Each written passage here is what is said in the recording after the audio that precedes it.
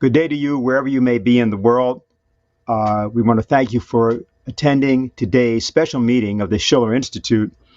In this meeting, which is entitled, What Just Happened in Afghanistan, Now More Urgent Than Ever, Afghanistan is an Opportunity for a New Epoch for Mankind, is being called largely as a result of the fact that 3 weeks ago we met exactly on this platform with several of the people that you're about to hear from. In the notice that came out, and this was only a couple of days ago for this meeting, we began it by stating, with nearly all policymakers and strategic analysts in the transatlantic sector of the world in a clueless state of utter chaos and hysteria over the developments in Afghanistan, Schiller Institute founder Helga Zepp-LaRouche today convoked an urgent international seminar to pursue the only available solution to the crisis, peace through development. The seminar will continue the prescient discussion held by the Schiller Institute 3 weeks ago. And because we're going to go right into the discussion, and today's a little bit different because we've assembled a panel which is comprised both of those who were with us 3 weeks ago exactly, and a few others. And the conception is to try to answer a question that came up and was asked by several people, whether that was in Germany or whether it was in the United States, which is what went wrong? Why was it that in a matter of what appeared to be minutes, Afghanistan, at least the regime that had been ostensibly imposed by the United States over the past 20 years, seemed to evaporate? That clearly didn't occur, but something that did occur means that we ought to consider how it is that the kind of chaos that we are seeing in our world as a whole, not merely in Afghanistan, might be addressed in a different way. I'd like to refer, just before we go to Helga Zepp-LaRouche, to begin our proceedings today, to a sentiment that was stated by Lyndon LaRouche on a document that he wrote back in 1982 called The Toynbee Factor in British Grand Strategy. He said this.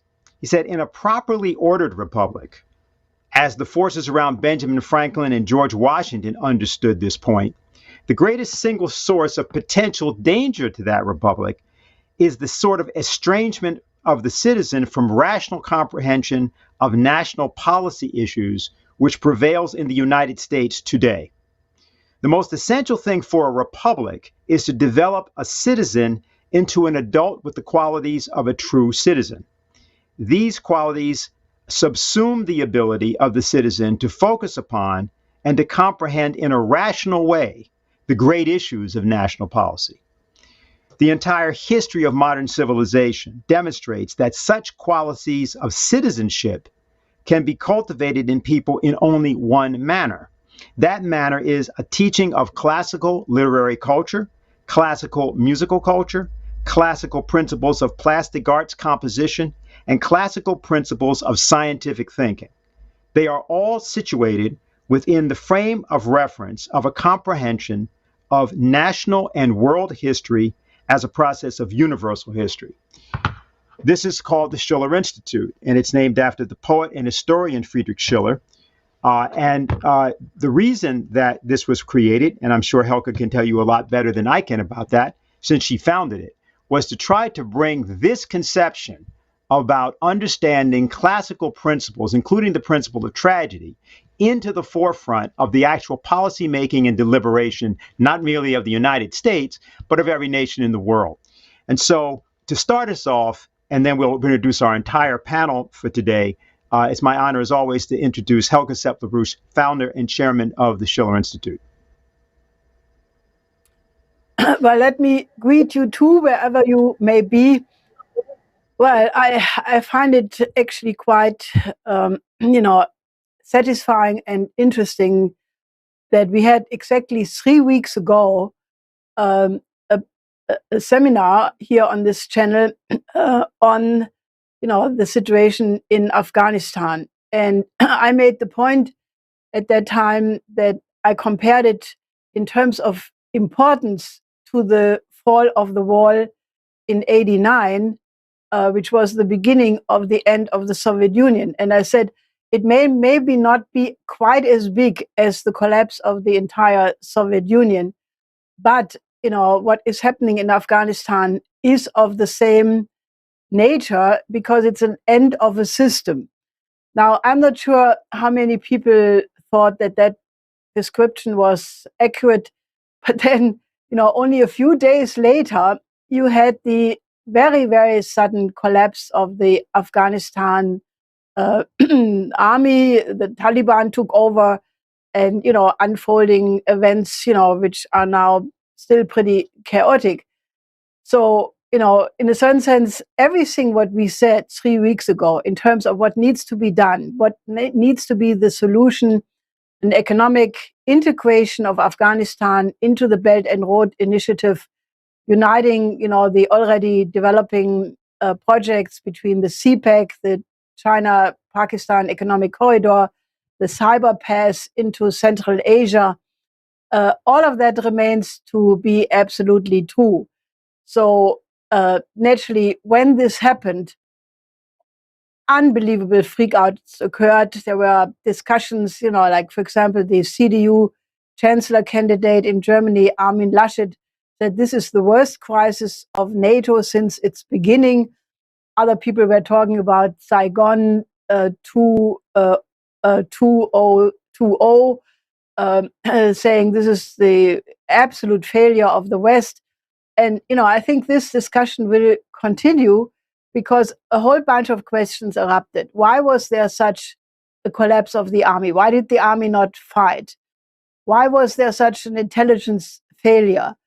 What came out in terms of the inability or not being prepared at all by the United States, by the European governments to take care of even their own soldiers, leave alone the Afghani co-workers who had helped in the 20 years of the stay to evacuate them.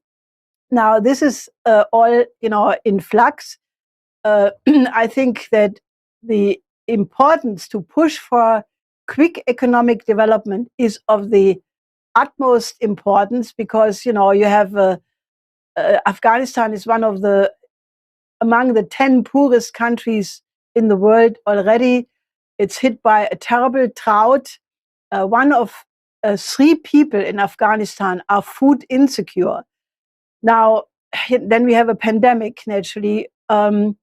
So the worst thing which could happen is that some smart people or not so smart people in the West think in terms of financial warfare, saying, okay, the military option is out, because you can't win in Afghanistan. That has been proven now by the British, the Soviets, and now NATO. You can't win militarily in Afghanistan.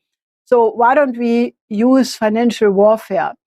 And what is the beginning reaction could become that, namely that the United States has frozen the assets of the Afghani government, which is about $9 billion in the Federal Reserve and other American banks. It's about 1.2 billion of that is in gold reserves, and there are about 300 million in terms of foreign reserves. The German government has cut all humanitarian aid. And, there is right now clearly, the danger that in this incredibly fragile situation, that if the West would decide to stir now military uprising combined with financial warfare in the hope to create chaos, and then the Taliban will go away, whatever. But this we need to discuss. I think this would be the biggest foolishness you can possibly think.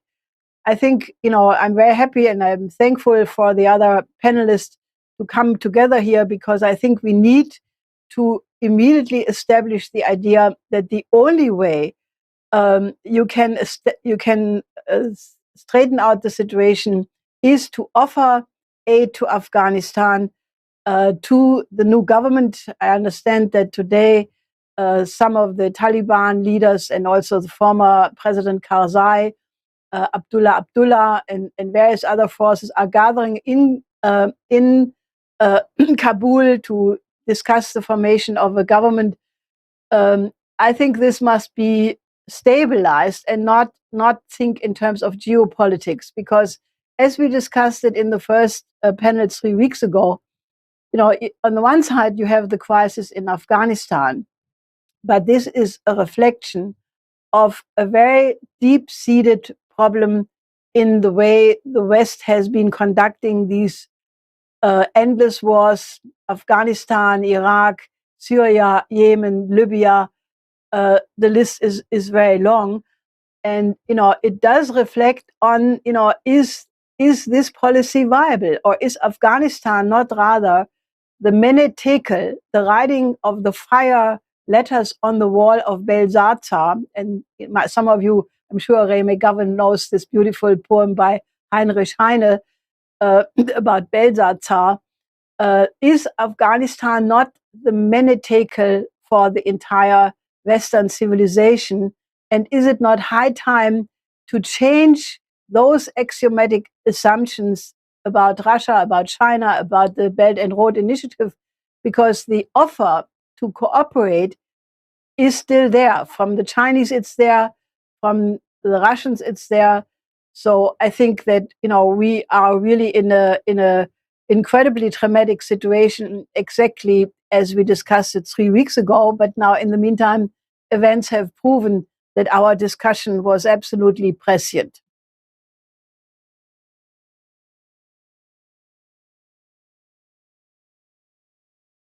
Sorry about that. Are you able to hear me? Okay, now we got a little technical problem. We got it straightened out. The only interference there. Okay, so okay, well, let's go. Let me just. So you've all now seen our panel. You will hear from them all in a moment, but I'll introduce everybody that you just saw. Professor Pino Arlaki, sociology professor at the Sassari University, executive director of the UN. You got to go back to the other screen because.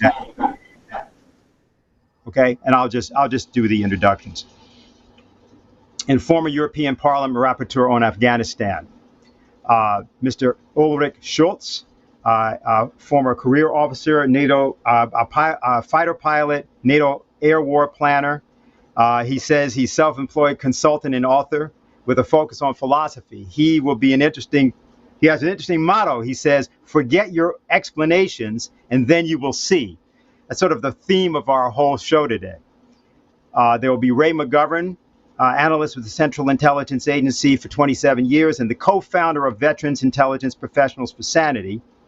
Mr. Hassan Dawood, the CEO of Khyber Pakhtunkhwa Province Board of Investment of Pakistan, and then Hussein Askari of EIR. So what we're going to do, first of all, to both avoid any technical problems, but also just to get ourselves really moving, is we're going to have short statements from everyone, following on what Helga said, some of whom were with us last week, as was Professor Arlaki. I'm going to ask him first to give us both his reflections and any ideas he would like to present now to get the discussion going.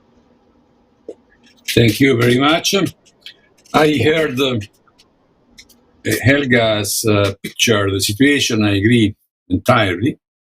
I want just to make some remark on, first, the so-called intelligence failure in Afghanistan. True, but which kind of intelligence? Government intelligence. I mean, in many occasions, I saw very good analysis on Afghanistan in the last 10, 15 years that were perfectly predicting what would happen.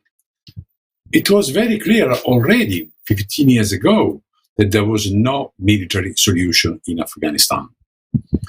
I wrote a report, the strategy of the European Union for Afghanistan, when I was in the European Parliament in 2010. It was approved with a large majority. And in that report, the center of the report was no military solution, change the way EU and the United States are providing aid to the country, because most of this aid was wasted or never materialized. eliminate narcotic production through alternative development, and stop thinking that the strategy of decapitating the Taliban could work. Decapitating means literal decapitation, or even political and military decapitation. I was there in Afghanistan for a couple of weeks, and I could see with my eyes that the situation was hopeless. There was no way the United States and his ally could win, or could even achieve a stable result. So there was no doubt for me and for whoever read my report that that situation was with no solution. Now, why the government collapsed so quickly? That's quite obvious. Every big change in the history happens starting underneath, and then at a certain point reaching a breaking point, like revolutions, like collapse of systems and so on. This is a pattern that is quite known. What struck me very much is the opposite of what I see in the media. The media, international media, are making a huge mess, making the issue of Afghanistan as a huge catastrophe. What I really do not see is any serious fact or data. I see that the country is relatively stable. There is no fighting going on. There is no bloodshed significant. I saw just a couple of cases of vendetta. I see that everyone is waiting for the new government. I saw a quite interesting statement by the Taliban about their intentions, and there is a huge gap between this catastrophic image of the media and the reality. And I believe that this is a main issue that can cover plans. Helga says the financial warfare. Maybe not being able to win militarily. There can be other ways to continue to spread the chaos in Afghanistan. But I don't know. My interpretation of all the issue of all the war in Afghanistan is that it was a huge business. We have a huge industry, which is not just the security industry, it's not just the military industry, it's also the media industry, who is interested in selling fear, in obliging, first of all, the American government to invest a disproportionate amount of money in armaments and in wars. And media also, they need a continuous state of fear and hostility to sell copies and audience. And now this big business is over. Basically, they have to find other enemies, other fields, other issues that can produce fear in the population, that can justify military budgets. I do not see other real big issue. There is also the geopolitical issue, the fact that is very clear that the winner in Afghanistan are not the Taliban. The winner in Afghanistan is China. China got Afghanistan offered like a good wine by the Americans and by us, by the Europeans. They now, whatever they do is fine. They did not spend a huge amount of money in Afghanistan. They are ready to provide help and aid. They have no big issues with anybody there, not to the Taliban and not to also with the others. so the concern, the geopolitical concern, the fact that you can have a kind of arc of, I would call it Eurasian arc from Pakistan, Afghanistan, Iran, Russia, Central Asia, and Turkey. Turkey is making now a double game. It's not very clear, but you can have a full part of Eurasia, and of course China, completely out of the reach of Western powers. This can be a huge motivation to do not bet on the stabilization of Afghanistan and to transfer in Afghanistan the big geopolitical confrontation that we know is still in place. This is my view. Then I have to say something about narcotics, but maybe we can, because there is another issue that I see in newspaper, even fake information on narcotics is really outrageous. But I prefer to stop now, and maybe I can say something later on. Okay, well, very good. And if you've just joined us, you are now watching and participating in a special forum by the Schiller Institute called What Just Happened in Afghanistan, Now More Urgent Than Ever.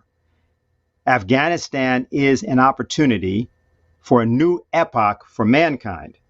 In other words, very different than particularly the narrative that is appearing in the American media and also, I would say, the European media.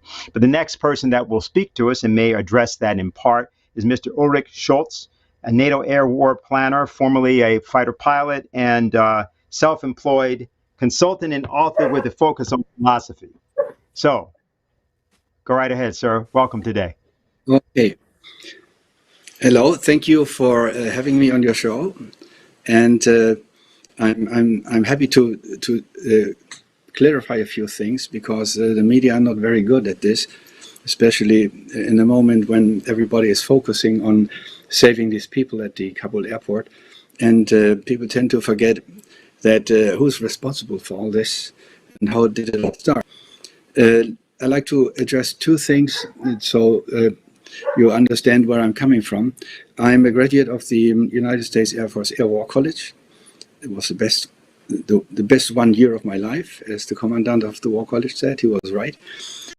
The American General Staff Officer Education is focusing mainly on strategic and politics, and with a lot of philosophy. And that's how I got into philosophy when I later started to look at war studies and wars, and how did they happen, and why are they doing it again and again, the same mistakes. As Mrs. LaRouche said, NATO and the US have embarked on 4 major air campaigns after the Cold War: Yugoslavia, Kosovo, Afghanistan, Libya, and against the Islamic State.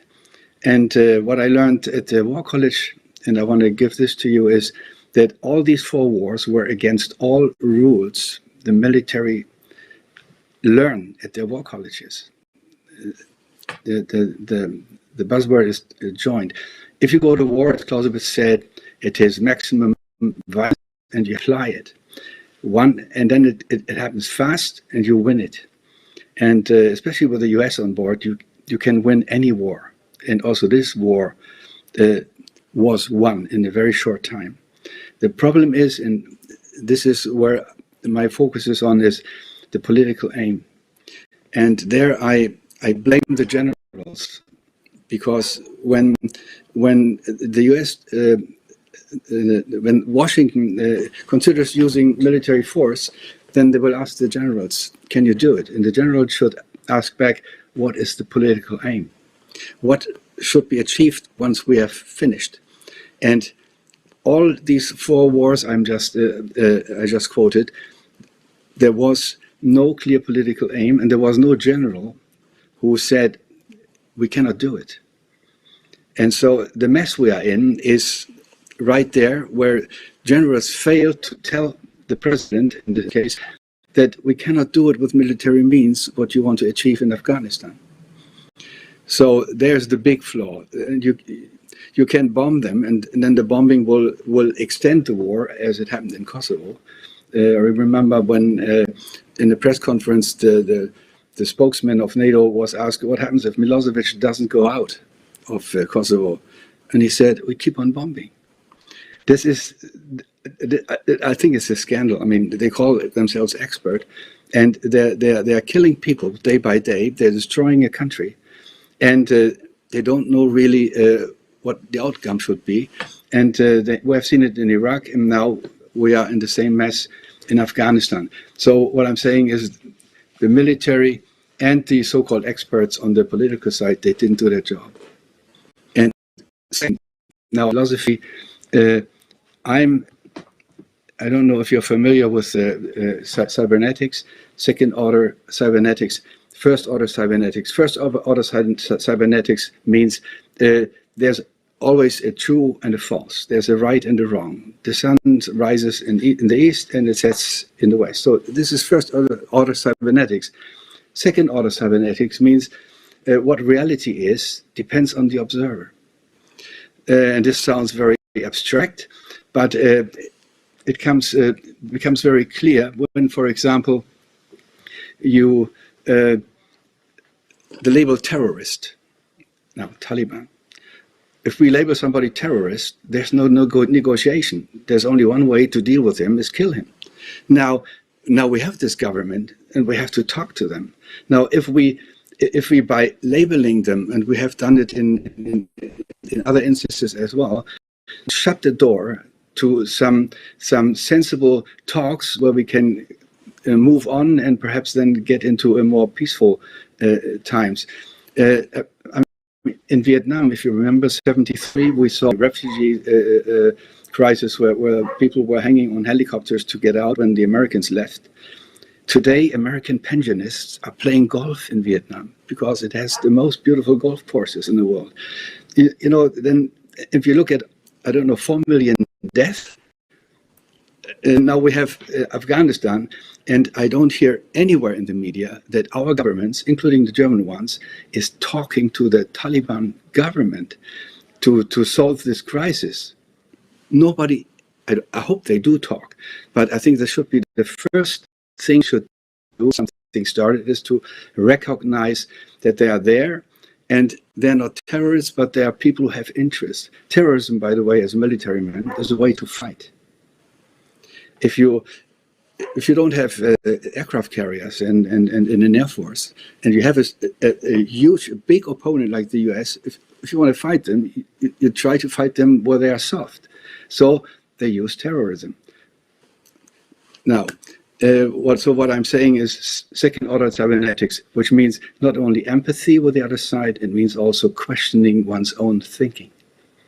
And that's what I mean by my motto. You know, forget your explanations and you will see. We should stop. We should get out of our pattern of language, because we immediately do first order cybernetics, meaning you are bad, I'm good, and that's why I get anywhere. So I ask, it's a mindset. I ask that we promote more that politicians and generals look at themselves. What is wrong in my thinking that I don't get further with my enemy? Oh, that's all. Thank you. Well, thank you very much. If you've just joined us, we want you to know that you are watching the Schiller Institute special broadcast, What Just Happened in Afghanistan. And we are saying now more urgently than ever, Afghanistan is an opportunity for a new epoch for mankind. When we began the broadcast, I referred to a particular passage from a writing by Schiller LaRouche, in which he argued that the big problem in the United States is to develop the citizen into an adult with the qualities of a true citizen. And he stated that it's needed to make sure that each citizen has an exposure to classical culture.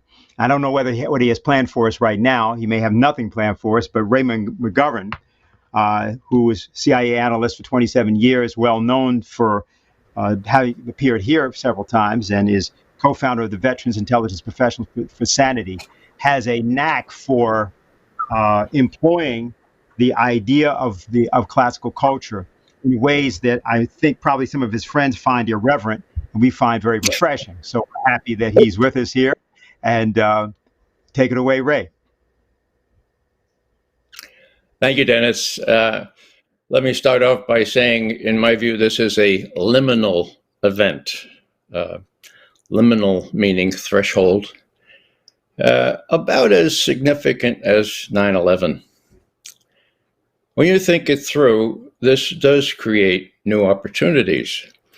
And my bottom line here is that the Taliban, with some very good PR advice from Russia and China, are adopting a rather conciliatory outlook, view, and it should be all of our responsibility to, well, doverai no proverai, trust but verify.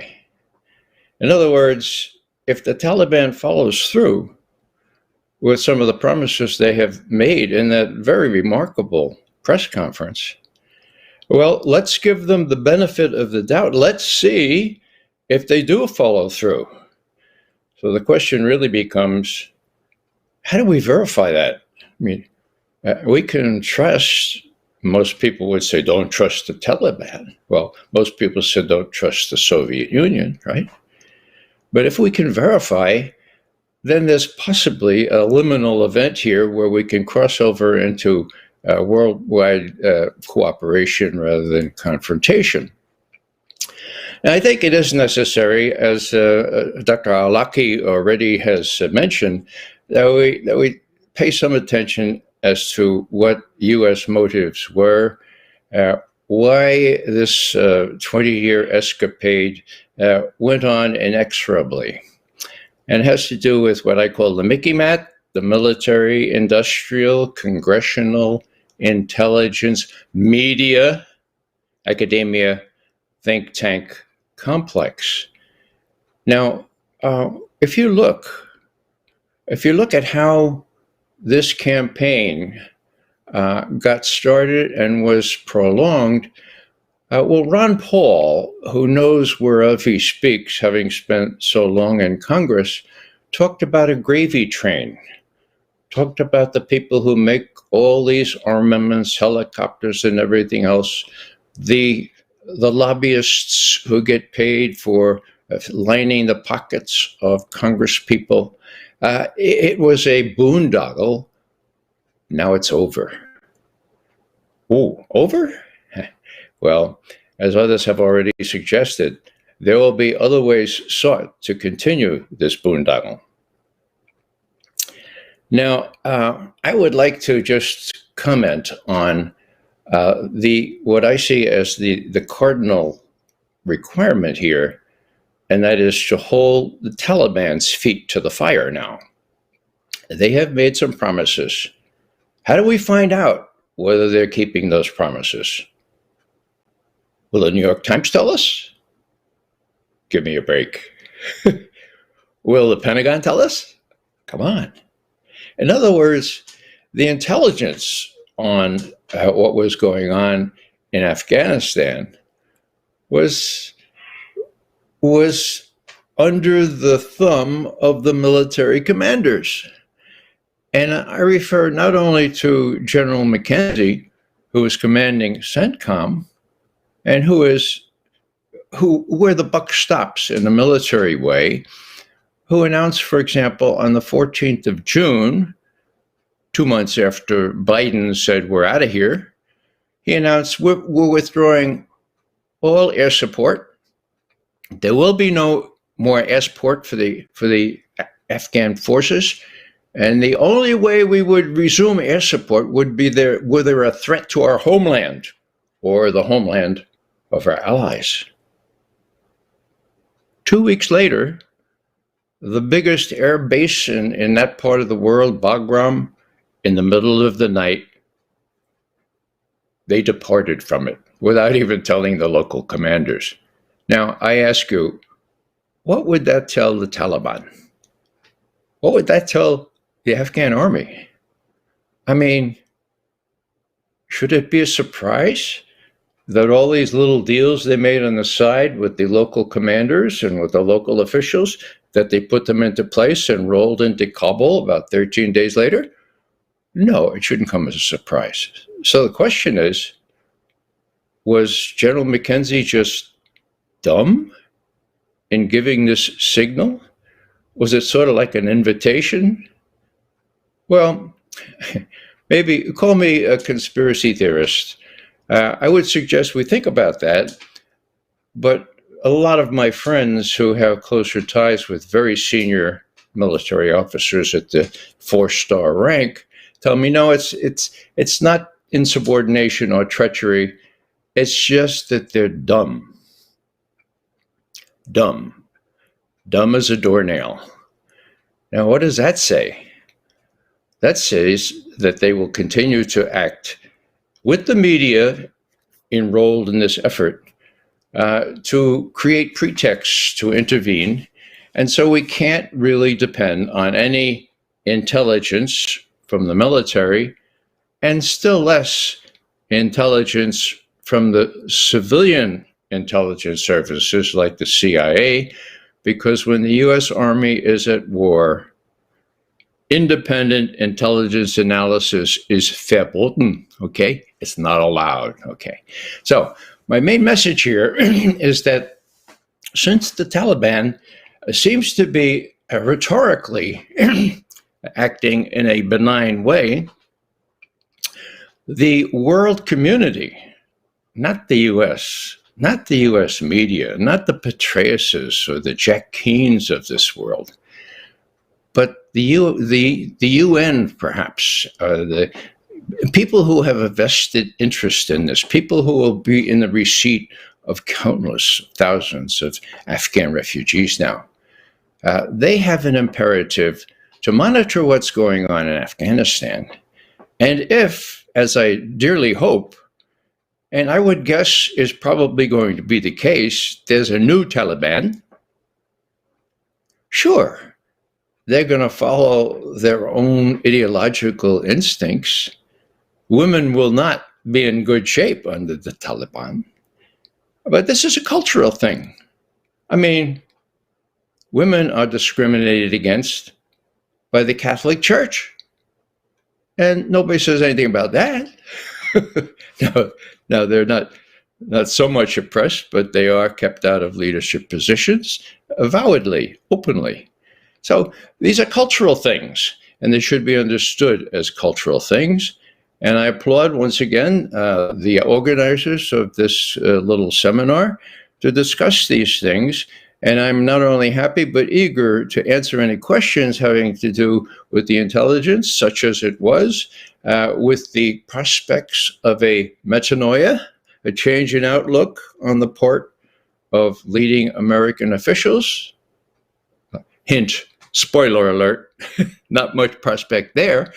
And again, the need for the international community to come in here, not only China and Russia, but Iran and other people in the near part of that world, Pakistan especially, India too, if they can stomach what's happened, and get together and make sure that they hold the Taliban feet to the fire. It should be possible. It's going to be a little bit difficult if, as people fear, the U.S. considers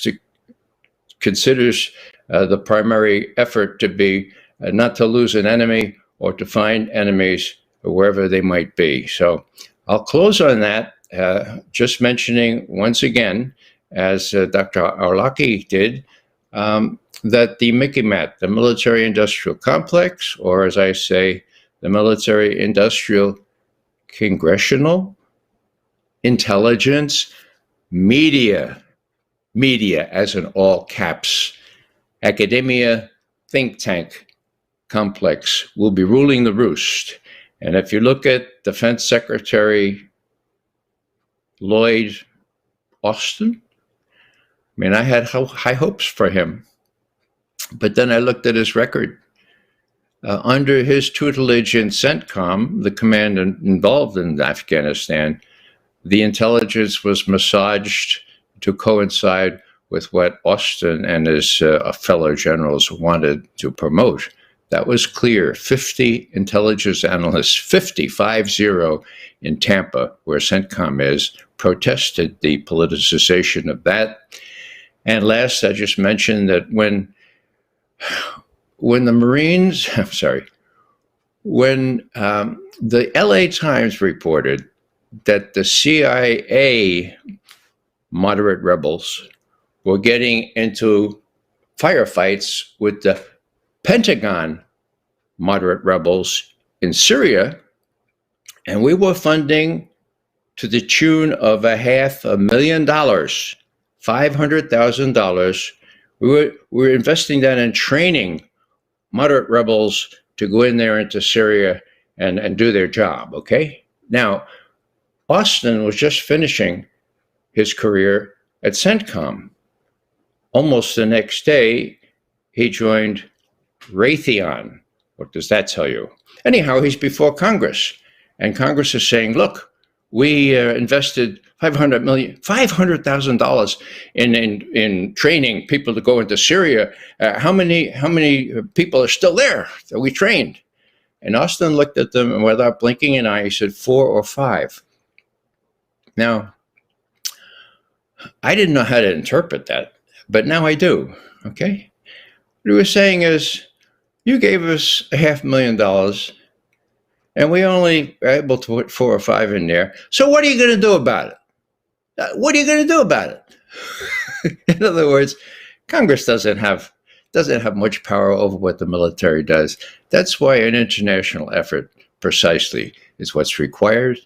Thank you very much for your attention. Yeah, and thank you very much, Ray. We are going to start our discussion actually with a comment from Professor Nipa Banerjee. She is a senior fellow at the University of Ottawa School of Social Sciences, and she's with us here. So, Professor, welcome. Hello. Thank you for having me in this session. It has been difficult because the last few days been frenzied with media calls and all that, but I will try my best. Well, I will just comment on the themes and some of the areas I'm sorry, this is not working out on my, there's a bit of a problem. I'm asking you, do you see me properly?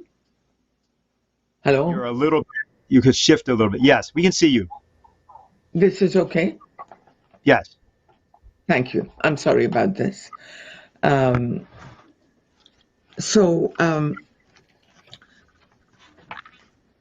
will comment generally on some of the themes first, and then refer to some of the issues and some of the areas in which the panelists have referred to just now.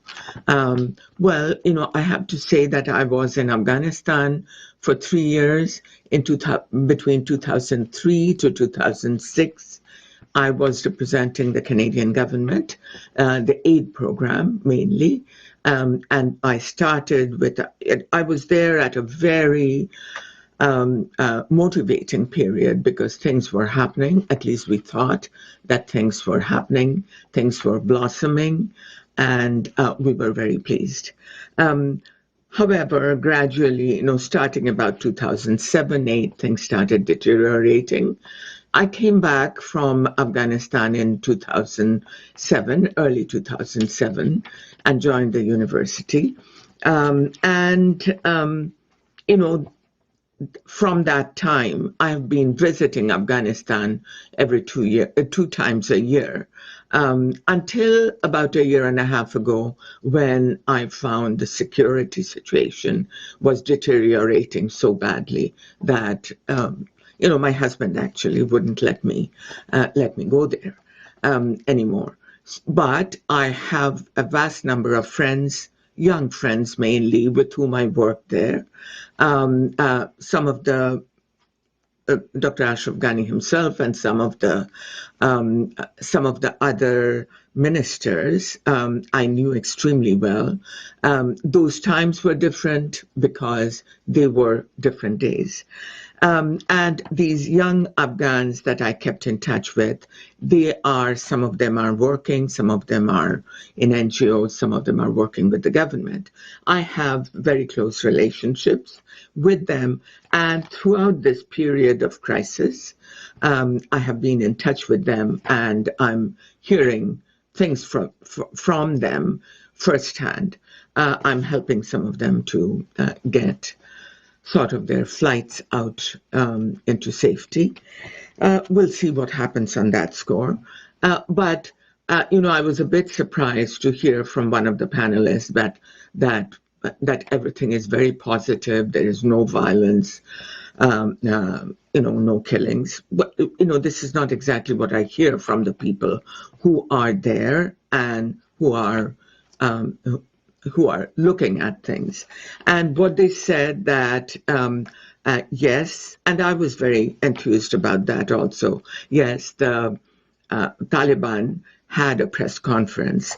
I think the Taliban being in a press conference is really achievement of the last 20 years. It took time, but that they would attend a press conference and have announcements which are positive. Whether or not they can be trusted is an issue, but they have made statements.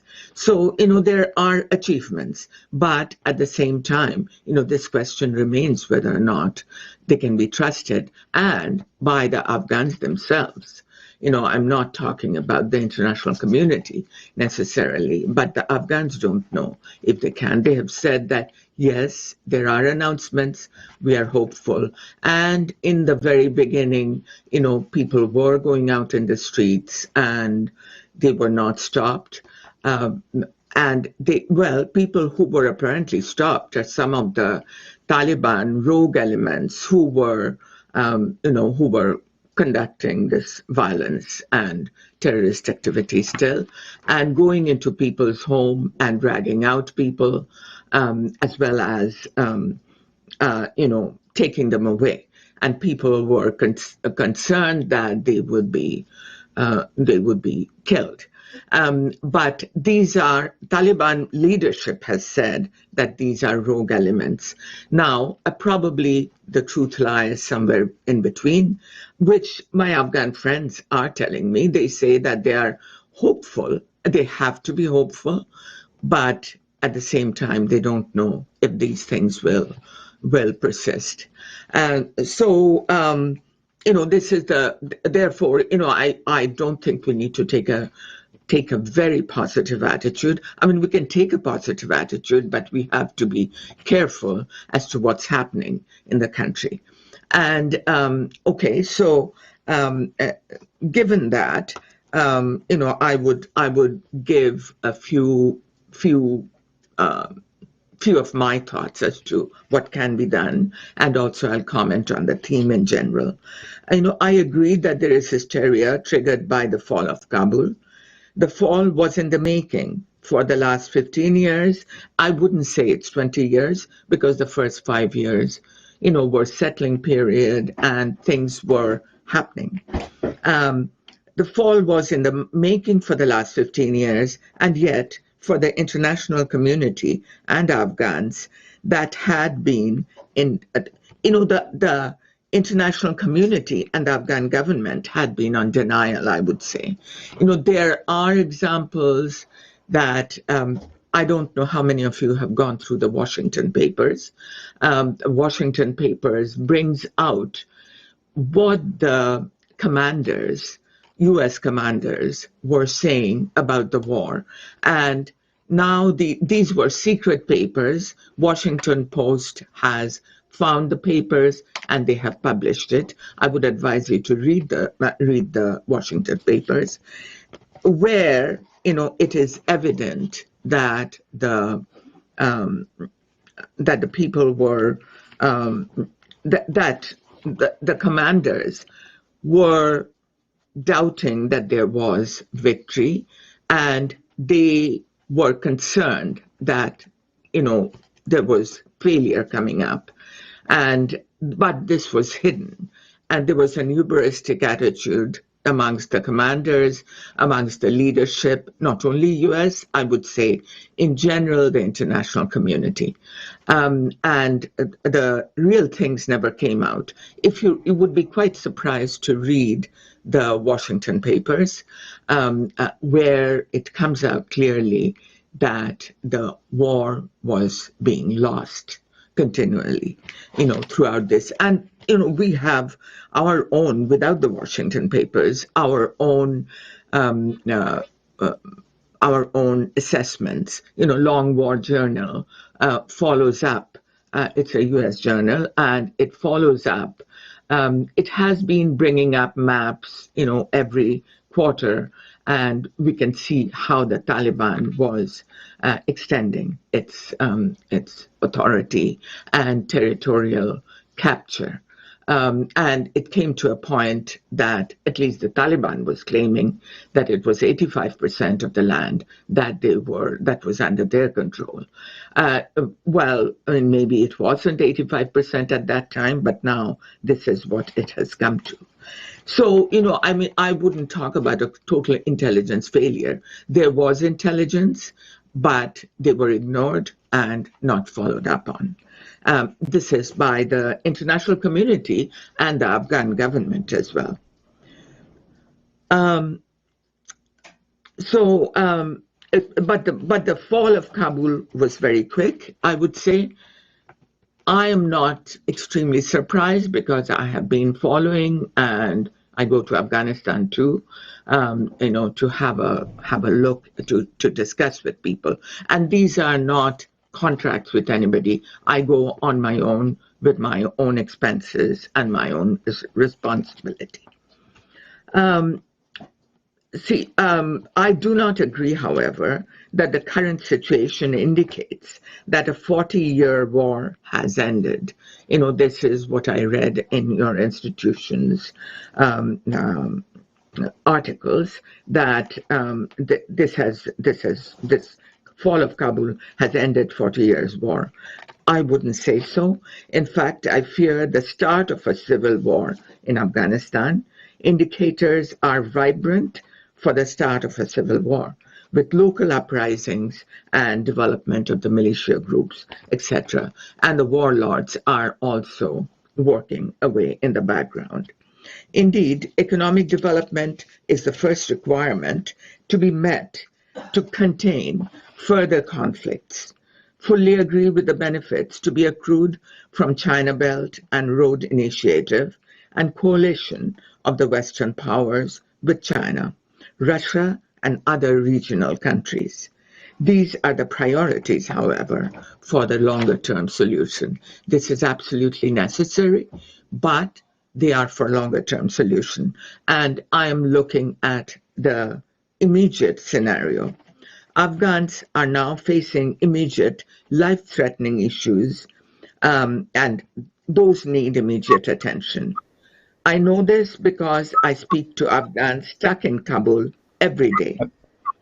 I believe that in the immediate term as well, an alliance between the Western powers and Russia, China, and other regional countries of South and South Central Asia must build an alliance to act for the benefit of the Afghans. I believe that at this time, isolating the Taliban will not be a judicious move, as millions of Afghans will be isolated along with the Taliban. Can you hear me? Actually, I'm saying, hello? Yes, if you could just summarize, because we're going to go to discussion, in which case people will respond to you and you can respond as well. You think? So, okay. I mean, this is what I wanted to say, that, I take a positive view of the Afghans wanting to coalesce with the Western world. And we should go for that and not say that we don't recognize the Taliban and that we will not have anything to do with them. But we also need to take a balanced view. Some of the panelists were extremely positive about the Taliban. I'm not so sure, that is the case. We have to take into account Afghan people's views on this as well. It's not on Western views that this should be decided upon. And I must mention one thing, which is that I do not agree that the women's issues is a cultural thing, and therefore they will ignore it. We understand, but we're saying that we are about to have a conversation. Hopefully you'll be, if you want to be in it, fine. But people want to respond to you, and we got to stay on schedule. Okay. Thank you. Thank you. Thank you. Well, I was told that I should comment on what the themes are. Yes, you did, and we thank you for that. We just have to get moving. That's all. Thank you. Okay. All right, can we go to full screen?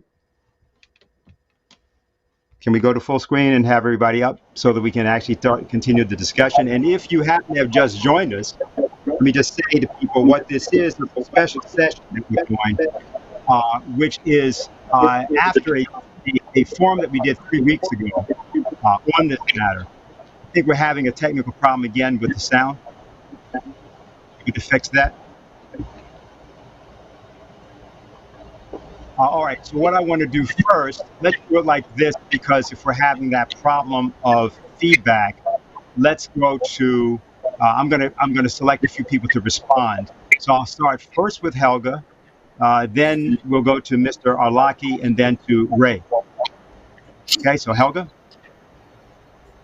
Yeah, so, I mean, obviously, the Taliban's feet have to be held to the fire. We are not saying there should be a blank check, blue-eyed trust into every word people are saying. But, we have made at the last seminar 3 weeks ago another point, and that is that the only way how you can affect a political change is by having economic development. And I would like the discussion to focus on that because we are in the middle of a pandemic. Afghanistan is like so many countries of the developing countries without an adequate health system. We heard last time from Professor Alaki, how many children are dying below the age of 5. Maybe he wants to comment on that again. So I think that, rather than having ideological, debates, who is right and who, what is the fine-tuned meaning of this word and that word. We have a world in hunger. We have a drought. We have people suffering. And I think, the only way, and that is my deepest conviction, the only way how you bring peace to Afghanistan and to many other places in the world is through development. This is a concept which comes from Pope Pius VI. This was, it was Paul VI, Paul VI, in his encyclica Populorum Progressio about the development of all people. And I find this idea, peaceful development, it is the only way, because how do you arrive at a common interest which is of a higher nature than the particular interest of factions, of groupings, of countries? You need to have a development perspective. And right now, I think the integration of Afghanistan into the development of, the neighbor countries, Iran, Pakistan, Central Asia, Russia, China, to integrate it into the Eurasian Economic Corridor, that needs to be put on the table. And I just read in my view, very silly statement by one person whose name is Tilman Brück from the International Security and Development Center in Berlin, who said that the Taliban are not interested in economic growth because of their ideology and their nature. And I doubt that very much. I think the Taliban is now confronted with having to build a government. They have a tremendous crisis at their hand. They have many refugees which are not in Afghanistan, which are in neighboring countries. You have a drought. The drought right now is very severe. The crop of last year was very poor. If 1 of 3 people are food insecure. I mean, that is an incredible situation, and I think that needs to be addressed. And I think if one starts with the economic development program, which we presented at the last seminar, that is, in my view, the only fruitful discussion, because we are not commentators for the commentator's sake. I think there are two problems I would like to address. One is the actual situation in Afghanistan, how to improve the life for the people living there through economic development. And then a separate issue, but that in a certain sense is related, but very separate, is what is the implication of the Afghanistan debacle for the crisis of the West. But these two issues are in a certain sense separate, even if they are related. Maybe I could ask some of the panelists to address one or the two, or the second of these two issues.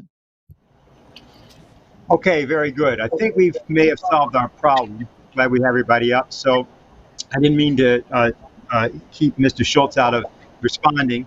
And I also want to make sure I introduce finally Diane Sayer, who's here. She's co-moderating, and she's got a bunch of the questions that are coming in.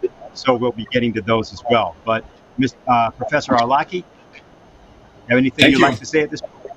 Sure. Yes, I agree very much on the fact that we should not restrict our discussion on Talibanology. What are the real intentions? Why we should trust them or not? It's not very clever. I dealt with them 20 years ago.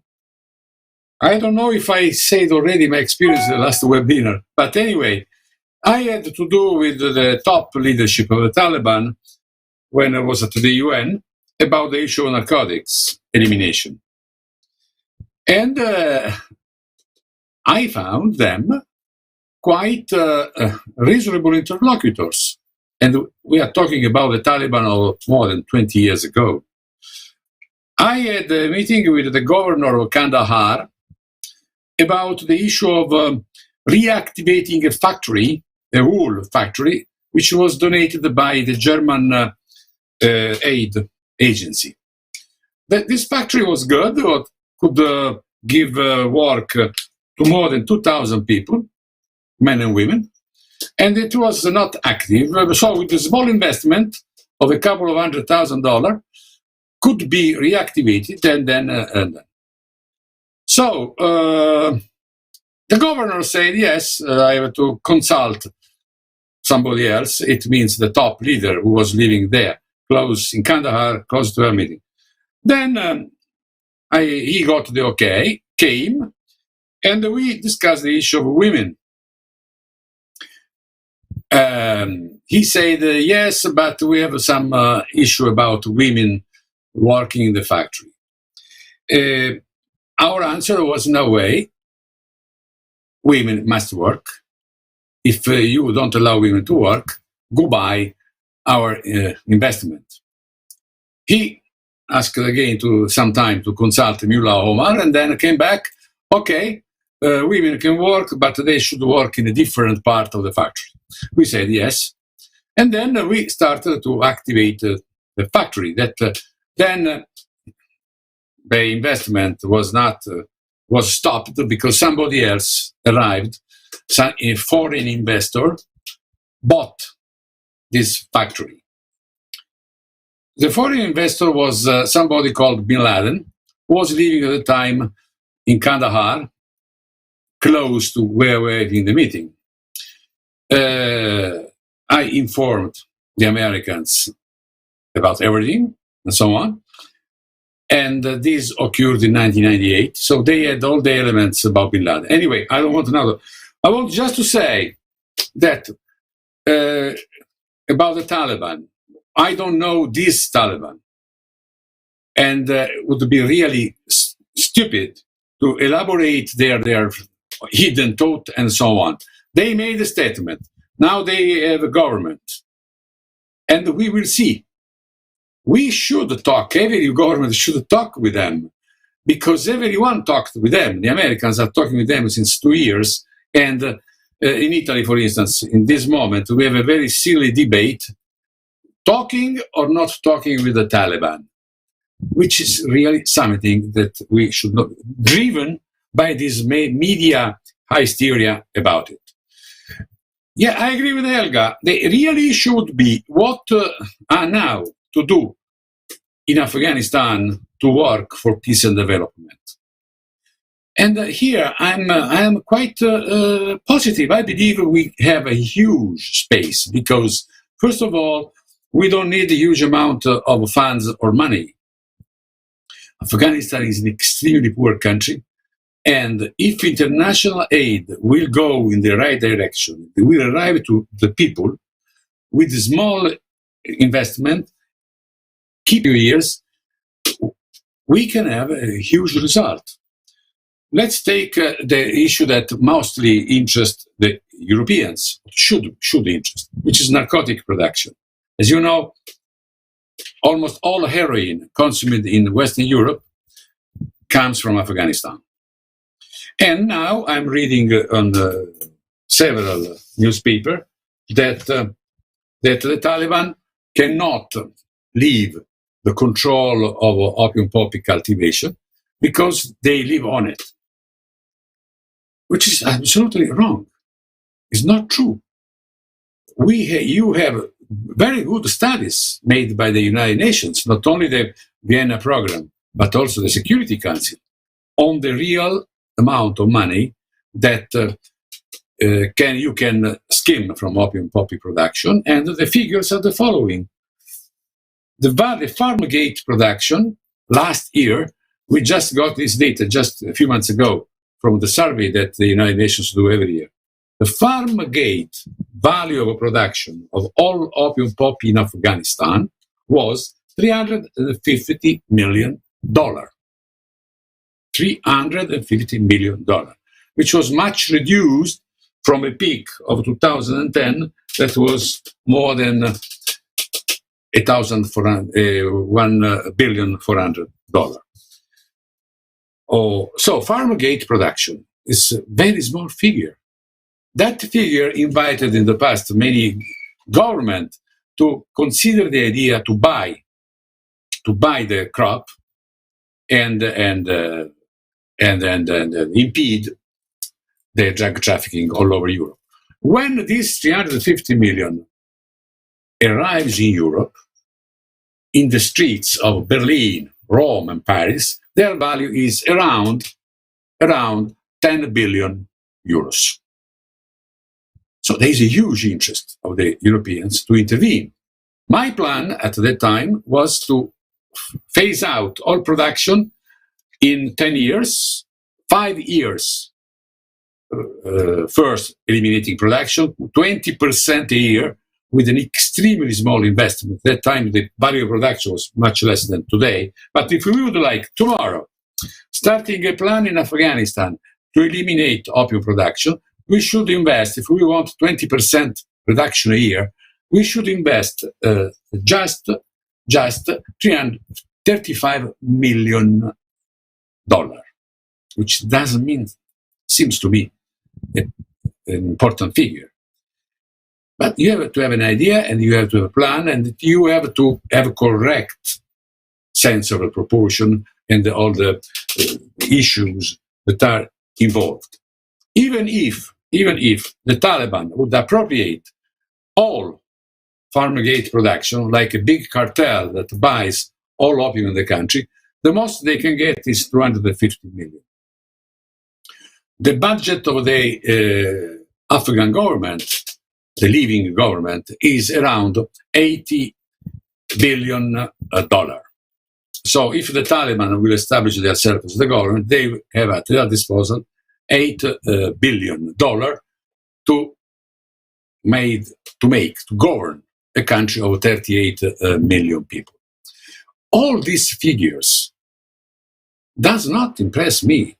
They are not really figures that can impress any international investor. So we have now the total international aid in Afghanistan, in average, last 10 years, was around more or less 7-8 billion, more or less the entire budget of the government. So now, if we continue to invest in Afghanistan in a better way than in the past, the figure of international aid we did, we could achieve really substantial results. And when I say we, I say international community, all, not just USA and not just the Europeans, who are the major investors. It has been until now the major international investors in Afghanistan. So we have now a big opportunity. We can seize this opportunity and start to make plans, or we can say that everything is bad, everything is impossible. Afghanistan will continue to be a disaster that has been in the last 40 years, and then all ideas and things to do. Okay, thank you. Okay, very good. Very good. Raymond? Mr. McGovern. Well, I have to really thank, again, this forum for having people on who know what they're talking about. I mean, what can substitute for on the ground experience of 20, 30 years, such as Professor Arlaki has adduced here? These are real figures. These are realistic expectations. And I applaud him for sticking with it and reminding us that a modicum of investment, not only from the West, but from everywhere. How about Tokyo? How about, Taiwan? Anyhow, and then Helga, I thank her for widening this discussion out to remind us that there's a pandemic going on, like COVID-19 and worse strains, and that economic development is essential. And that this you can't just dance around this.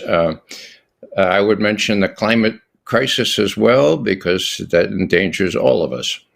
Now, with respect to other comments that have been made, I applaud them. And I think that the question here is the same one as I was asked yesterday on live TV, and that is, Mr. McGovern, do you think this is the new Taliban?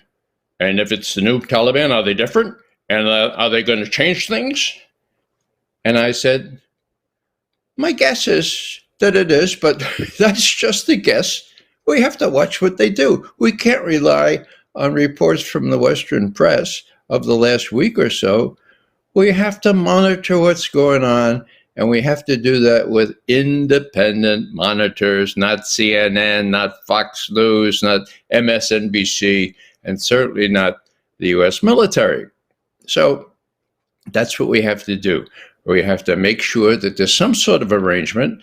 I would guess the UN could do this, And I really welcome the introduction of the Afghanistan papers published by the Washington Post. They speak volumes. Craig Whitlock, the author of those papers, which have been around for at least a year and a half, nobody's really taken much notice. They show that the U.S. military and U.S. civilian leadership knew that this was a fool's errand from the start. But it was a gravy train for the military-industrial complex, and they kept it going for as long as they could. Now, what were those papers? Those were from CIGAR, not a cigar, but from the Special Inspector General for Afghanistan Reconstruction, set up by Congress way back 15 or so years ago. Have his reports been accurate? Yes. Has anybody disturbed the gravy train because of their accuracy and what they showed? No. Okay? So my point here is that we need a CIGAR. We need a Special Inspector General for Afghan Reconstruction who doesn't report to the U.S. Congress, who is on the gravy train, doesn't report to the U.S. military who's on the gravy train, or the defense contractors on the gravy train, needs to report to some independent entity. My best guess is the UN, There's lots of reasons why the Taliban should welcome them in, and there are ways to verify what the verifiers say. So let's get on with it. Let's recognize the economic problems, the deprivation of food problems. I mean, you know, women suffer when they can't get enough food. The climate thing, and then COVID. These are all big problems, but we're smart people. And if we put our minds to it, we can do a heck of a lot better than has been done over the last 15 to 20 years. Thank you. Thank you, Ray. And if you've just joined us, you're watching and participating in the Schiller Institute International Forum. What just happened in Afghanistan? Now more urgently than ever, Afghanistan is an opportunity for a new epoch for mankind. I want to also just indicate that I understand that Mr. Hassan Daoud, who was trying to get in before, is now going to be available to speak. But I want to go to Ulrich Schultz and ask him for any remarks he'd like to make in response or otherwise. Well, as I mentioned in my introduction, and it was repeated here, I think the main thing is that we recognize the new government and right now and begin talking about getting the people out of the country who wanted to leave, who want to leave, and make it safe. I think that would be also a good gesture of the Taliban government if they cooperate there. And coming to there are not only talks already behind the curtains between Taliban and the U.S. government to exploit these. So I think there are opportunities, and I think that the Taliban government is interested in development, because no government wants its people to fall behind. So they are interested to connect to globalization. I think there's a big problem I see is that the U.S. government in 2000 under Clinton has published their own Silk Road strategy concerning the Central Asian states, concerning ties to the West politically and also, of course, economically. And now we have this new Silk Road where the Schiller Institute is promoting. So there's competition going on, and competition is good, but again, if it's under the headline of geopolitics, meaning getting influence, or the zero-sum game, you know, my win is your loss, I think we have to get out of this. And I think they're the big governments of the world, if they want to pacify this part of the world, they must understand that it's for the benefit of others when they stop thinking in geopolitical terms and try to cooperate in the sense of a globalization where everybody, especially the poor, benefit from. Thank you. Yeah, thank you. Okay, what I want to do is to go back to Professor Banerjee. She has something that she'd like to say. But before we do that, just want to acknowledge that Mr. Hassan Daoud is with us, the CEO of Khyber Pakhtunkhwa Province Board of Investment. What we're going to do is let Professor Banerjee say something and then go to his presentation, which he didn't get a chance to give yet. So, Professor, do you have anything to say in response? Excuse me, you're muted. What? Okay, go ahead. Yes. Well, I mean, I think that most of the people who we heard from just now, I was not against any of those views. But my main concern now is the protection of the people who are inside the country now. And we cannot leave the Taliban completely isolated with the people of Afghanistan, because We don't know yet. Yes, we have to take a positive view of their intent to change. They've said that they have changed in 20 years, and we have to take a view that would support them.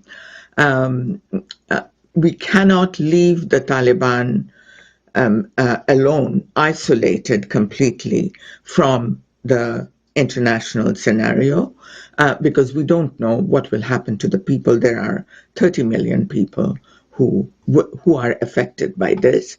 I have heard very little on the concerns of the Afghan people in this session. We will have to focus on all the things that have been said in this session, yes, but those are longer term settlements. For the immediate term, there needs to be done something on the transition, and people should pay attention to these as well. Well, I mean, that's all. And yes, another thing I would end up with is that I do believe, as it has been proved, that there is no military solution for the Afghanistan issue. And economic development is the main thing that we have to focus on. And that is not for the Taliban, but for the benefit of the people of Afghanistan. And I very much support this view. And I would say majority of the international community, they are convinced about this issue, that economic development is the only option left with us. However, if they would coalesce in talking to the Taliban is an important thing. I believe there should be talks, but I don't know if the international community would. But I think that having worked within the international community, I would say that they know that there is no way to get out of this problem, and they would cooperate in doing that. But a balanced view needs to be taken in in figuring out how much we can trust the Taliban. It is difficult to figure that out. Thank you. Okay, thank you very much, Professor. And just want to say to everybody, what we'll do, Mr. Daoud, I don't know how much of the conversation you heard. I think you were in for like the last part of this. If you go ahead and so you're the only one that hasn't spoken yet, we let you go ahead. And then following, we have several questions that Diane has gotten. I'll also just indicate for people out there that are watching, questions at schillerinstitute.org. Questions at schillerinstitute.org. And we will attempt to get as many of them as possible. So, Daoud.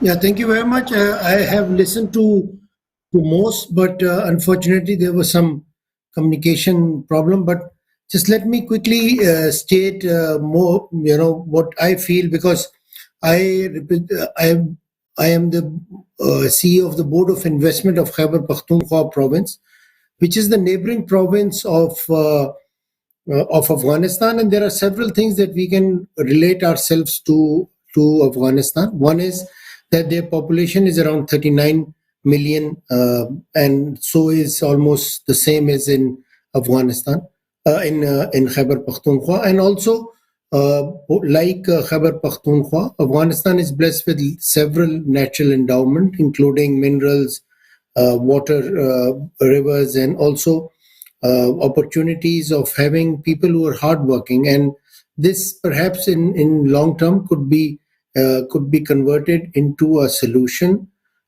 through several initiatives, including the Belt and Road Initiative or China-led economic development and growth initiative.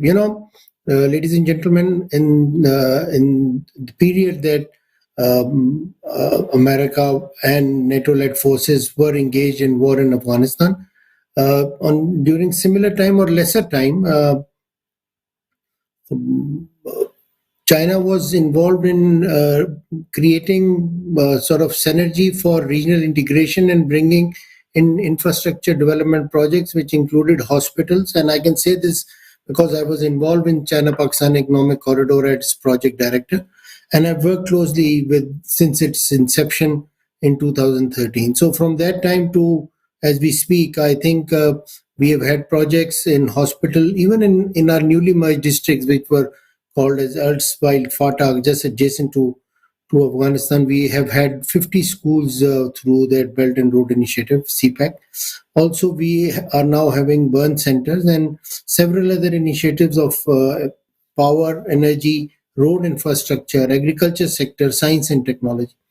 Why I'm trying to advocate this, because in Khyber Pakhtunkhwa and also in Pakistan, we have seen rural-urban synergy coming. We have seen our economic growth, and despite all the challenges that we had in our past. So, for Afghanistan, all its neighbors, including Iran, which is now consolidating its relationship with China through a very strong strategic economic partnership, Pakistan, which is involved in CPAC. Then we have the Central Asian Republic and Turkey, which are part of Belt and Road Initiative. So I think what Afghanistan can do and may do after we have a settled government in Afghanistan, owned and led by the Afghanis, they can actually reach out to China. And I think Chinese government has been very pragmatic and have been forward-looking in the way that their foreign minister Wang Yi hosted the Afghan delegation and also went to several Central Asian republics to discuss the Afghan situation. I think Belt and Road Initiative and SCO, in which Afghanistan is also has the observer status, can actually benefit and work with Afghanistan to bring regional peace and prosperity. We also see a lot of work, possible work that can happen in mining and mineral sector, and perhaps Afghanistan, from where it is now, in next 6 months to 1 year, can fast track this development, not just in mining sector but also in agriculture. And what we have to do in Pakistan is perhaps help them build their capacity to do mega projects. This development and this transition will require a lot of support to Afghanistan from not just its neighboring countries but also far and beyond, and also countries which were involved in the war, by supporting them and not looking at the past but looking at the future, which Afghanistan, because of its strategic location, has. And if we can just have stability through development and prosperity through economic growth, I think this can happen. Please remember, it is difficult to build than to destroy. So this development phase will not be as easier. It would be easier said than done. It would require a lot of synergy, a lot of support by donors and agencies which actually have the agenda of poverty alleviation, supporting less developed countries and areas where there is poverty, and there will be poverty because it's a war-torn region. And just through development, just through projects, I think we can immediately, from where Afghanistan is today and the concern that we all are showing and the rest of the world is showing, we can make it into a prosperous land where history tells us, it was part of the Asian Silk Road and was the conduit of trade and business activities. A lot of Afghanis work and do trading with Pakistan and all its neighbors, Central Asian Republic, Iran, and beyond. And I also think that initiatives like TAPI and also the railway project, in which the earlier Afghan government was part, can actually link Afghanistan to the region and make it an important crossroad for development of the region. So this is all I have to say, because the rest would be like repetition of the points highlighted earlier. But I look at it as the tale of two cities. It is time of light and time of darkness, and perhaps if we actually contribute in the development of Afghanistan, we'll find ourselves surely in a place of light and prosperity. Thank you so much. Thank you very much. I think what we'll do, they have a lot of questions, but at the same time, There may be something that people want to respond to from what they just heard. What I'm going to do is, Diane, I have one sort of evaluation I want to give from some people I talked to this morning. This is the combination of people, so no one question here. I'm going to offer this to the panel and see how you respond to this. You may want to go to just a single screen because of the background noise. And I'm going to offer this to everybody and ask for. We'll go back to full screen to see which of you would like to respond. So this is really from, well, really 4 or 5 different people spoken to today and who had questions, but we've compiled something, and it's the following. They are asking about the head of the political bureau of the Taliban, Mullah Baradar, that he's been negotiating with the United States for 7 years. He's been to Moscow, Beijing, and Tehran. And that when you're looking at the actual process that's going on, the United States is doing extensive discussions with China and with Russia. The Taliban has been sending delegations to Beijing and Moscow for years, but very intensively in the last recent months. The United States has been negotiating with people in the Taliban for the last 7 years, and that there's a convergence of interest in making sure that Al-Qaeda, ISIS, the Uyghurs, the Chechens, the Baluchi group opposed to Iran, that nobody gets to establish or reestablish a sort of foothold in Afghanistan, that this is a general sort of minimum area of common interest. And the question that was being sort of discussed, these different people had different responses, was, is this the possible basis to establish, if this is done, an economic cooperation among the parties? That obviously some of the parties are economically cooperating already because there are various people in the Shanghai Cooperation Organization that cooperate. And it was noted that the United States had a representative at the recent meeting that happened in Uzbekistan of the Shanghai Cooperation Organization. So that's the thrust of it, and I just want to see if anyone would like to respond to that.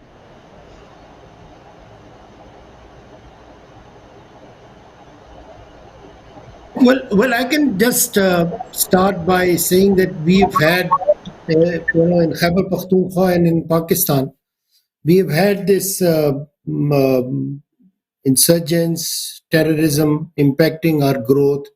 We have seen our children dying. We've seen our school demolished in areas where terrorism and groups like that you mentioned had actually had positions. And even a few days earlier, we've had a project influenced by a similar incident. So I think this is the least convergence point. We, as a neighbor of Afghanistan, look at Afghanistan as a possible stepping stone for economic growth and linking ourselves with Central Asian Republic. So if Afghanistan government, any government that is formed and is formed by the will of the people of Afghanistan, I think they have suffered more than anyone else. They have had years, I think more than 30 years of destruction, and I think this is the time that they look at this. I've spoken to several Afghanis who work in Peshawar, and I think they would like to see a prosperous Afghanistan and look at their business growing.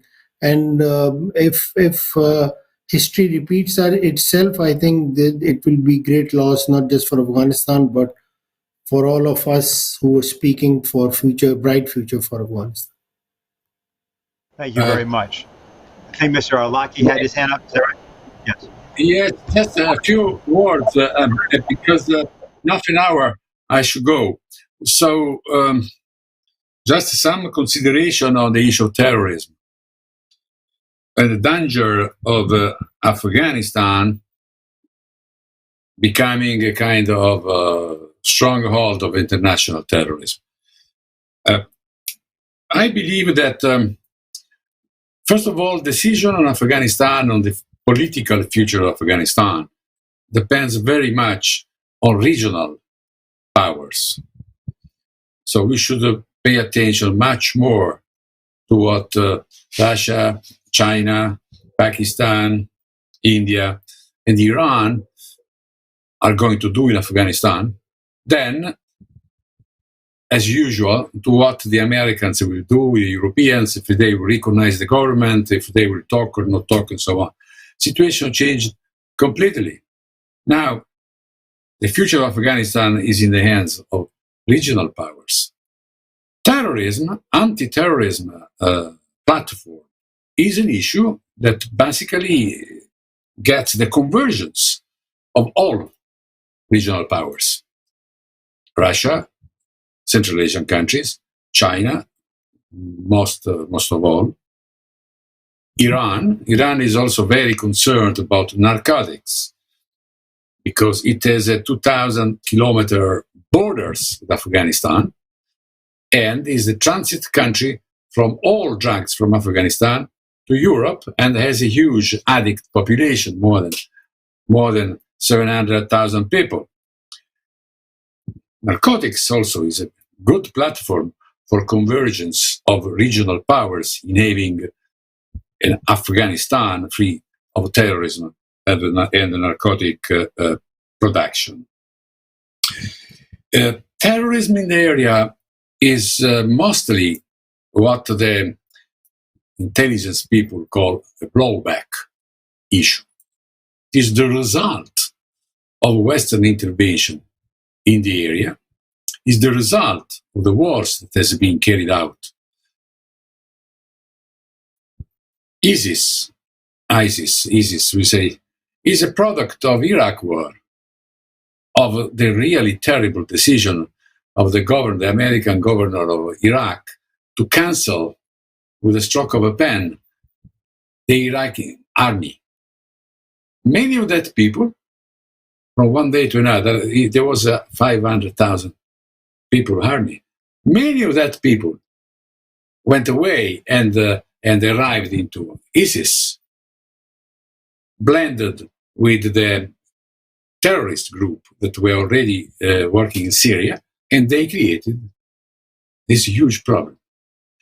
So the more Western powers and army withdraw from that area, the more the chances of improving the situation in terms of peace.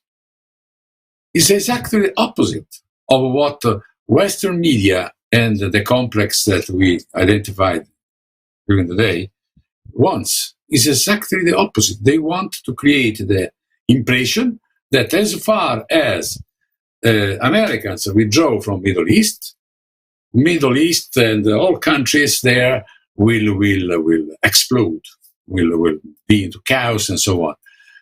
It is happening exactly the opposite.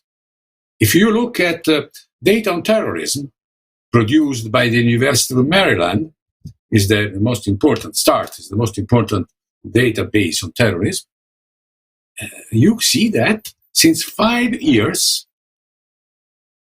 on a row, terrorist attempts and the terrorist casualties are decreasing, are 50% what they used to be 5 years ago. It's an astonishing result that these researchers cannot explain for political reason, but I can explain very easily.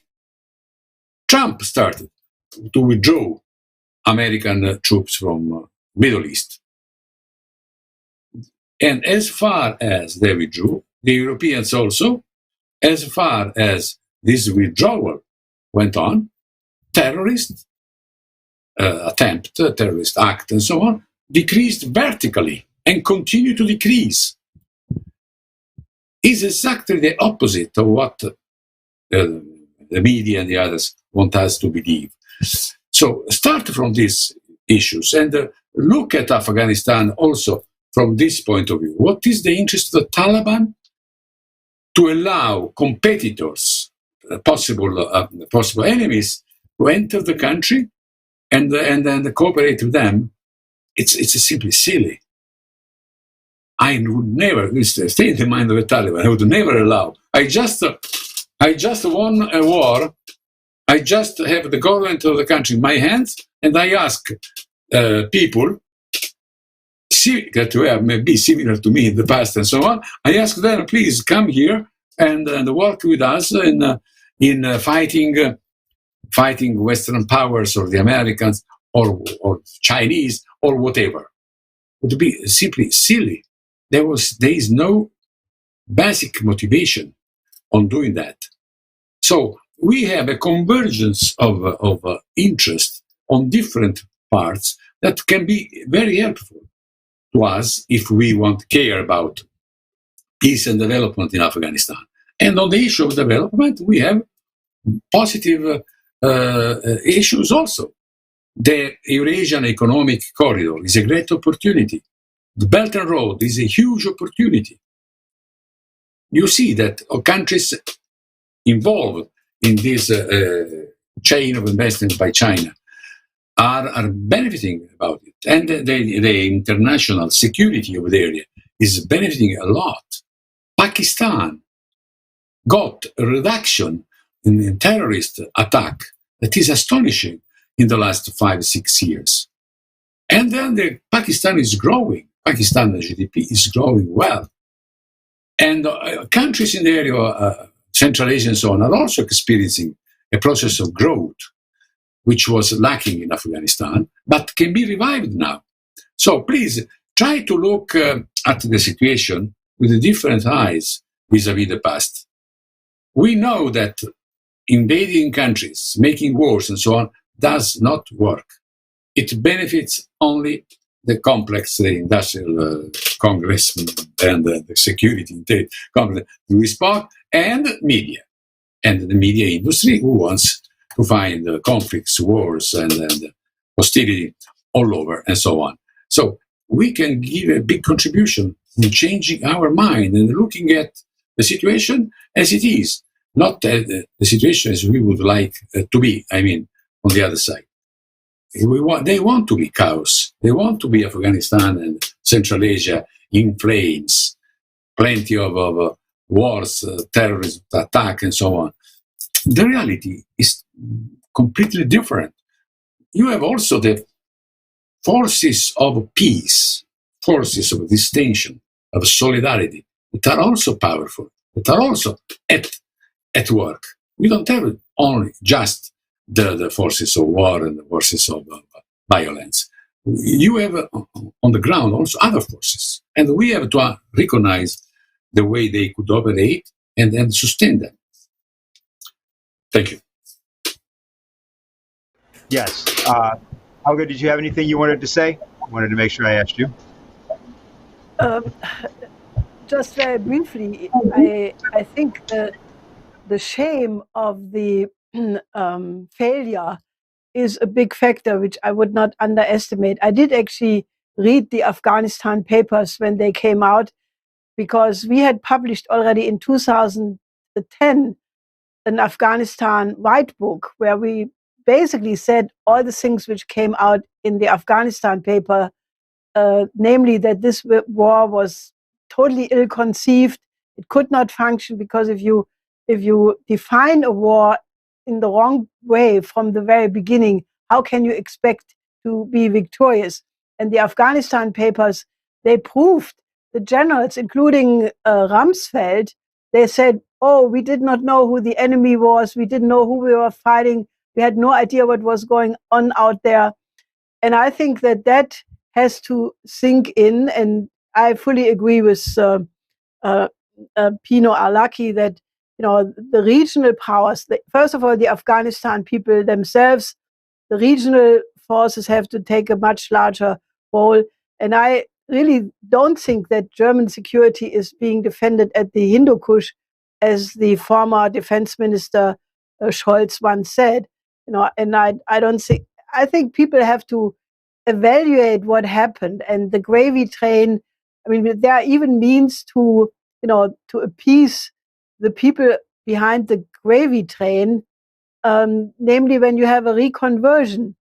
I mean, you could produce with the same equipment what you are producing bombs and drones and missiles and grenades and whatnot, you can retool these things and produce useful things. We have a world famine of biblical dimensions. That's what David Beasley keeps saying ever so often.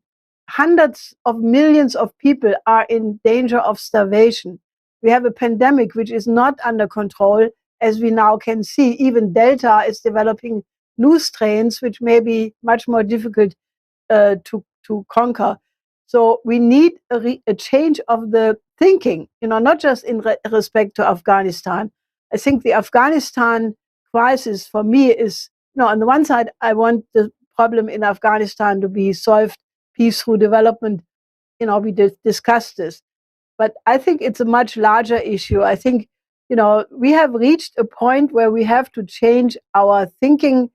There was something wrong. I mean, in Germany, for example, we have a huge crisis right now because, people are talking about the resignation of Merkel, who will be out in 5 weeks anyway.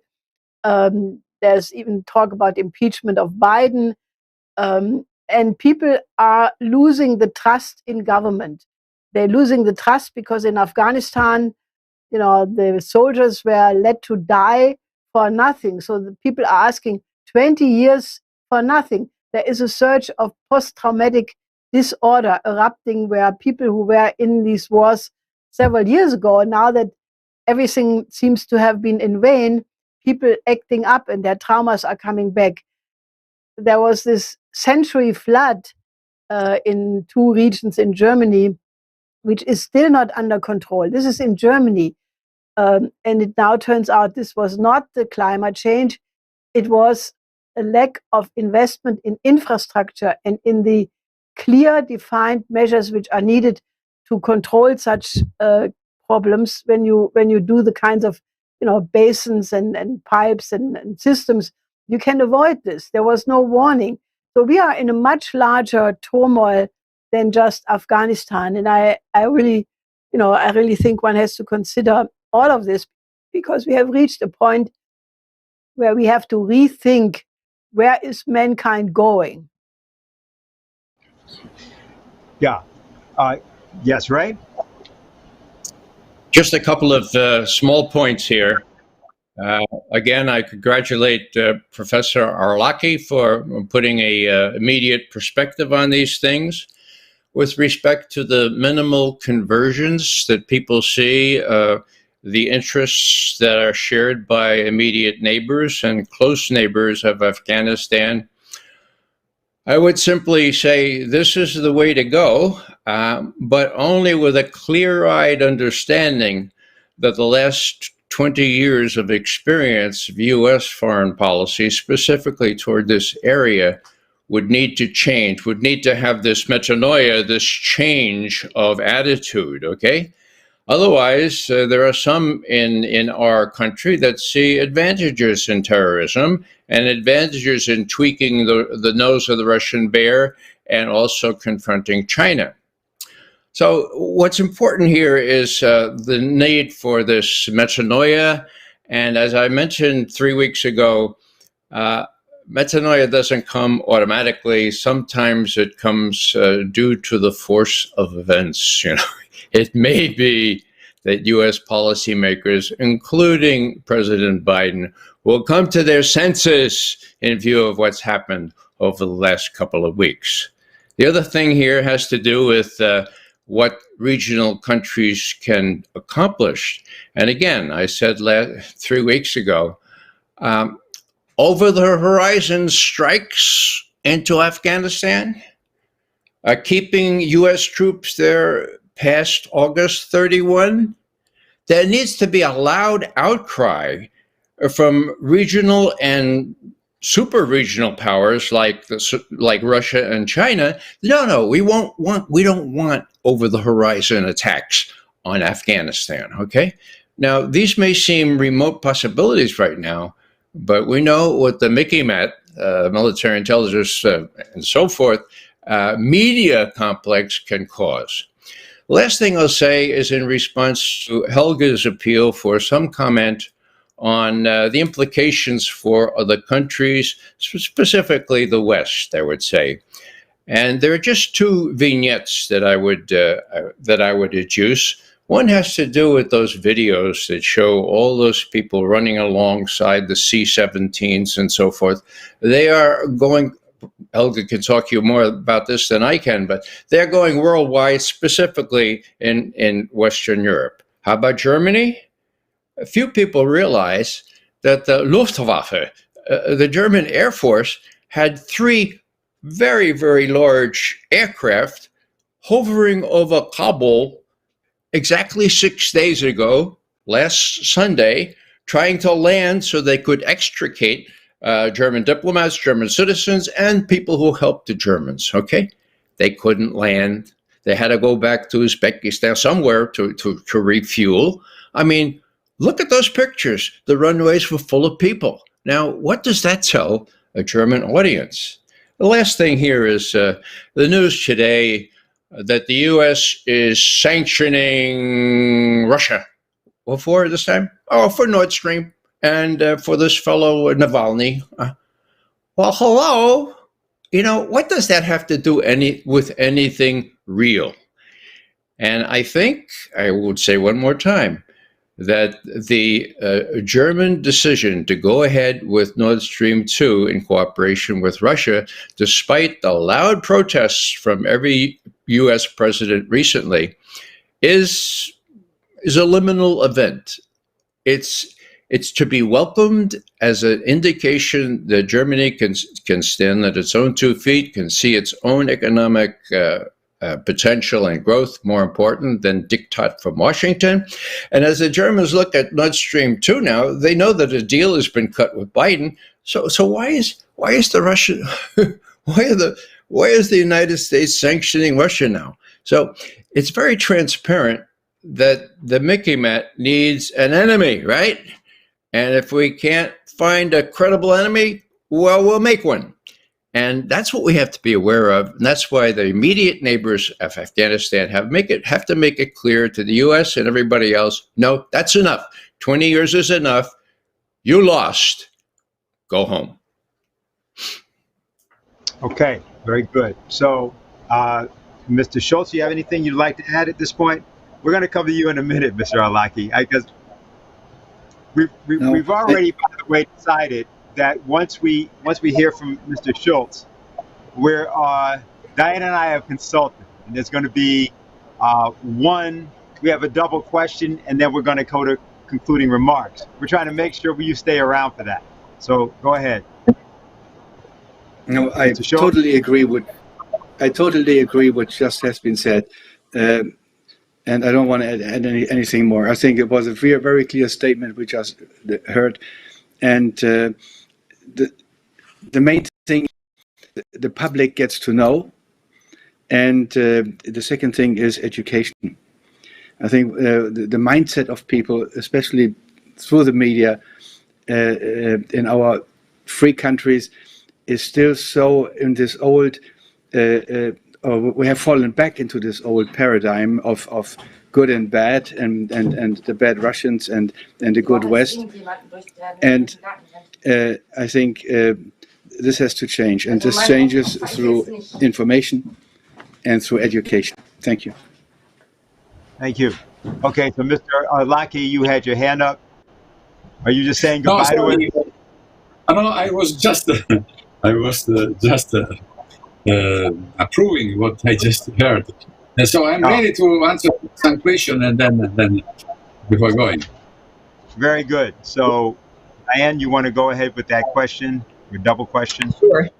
Yes, 2. One is a question that comes in from Khalid Latif, who's the executive director of the Center of Pakistan and International Relations, which is a major think tank in Islamabad. And I think given the terrorism we heard of earlier today in Pakistan, it's quite timely. He says, the success of CPEC, and by extension, the entire Belt and Road Initiative, is largely dependent on events unfolding in Afghanistan. Do you foresee Afghanistan becoming a new battle arena, along with Chinese interests in Pakistan, to be a primary target of this organized chaos? So that's one. And then related but differently, but I think important for Americans, it came in from the YouTube channel, is someone just asking, I think they want some kind of idea, how do you expect this economic development to work? Or what would it look like? So those are the two things. Thank you. Okay. Thank you very much. Okay, can you hear me? Yes. Yeah, okay. Yes, Now, the first question is, yes, you're right, about terrorism and the concern of Pakistanis about possible terrorist attack to the Chinese investment there and in all Belt and Road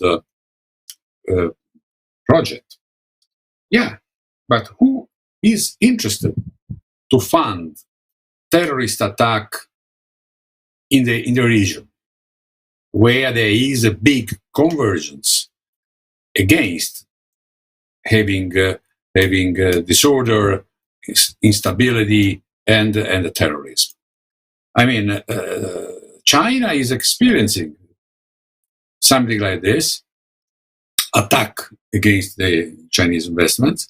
But again, since terrorism is a political issue, terrorism is not an issue of crazy people or extremists, fanatics, and so on that go around with no reason and no rational motives.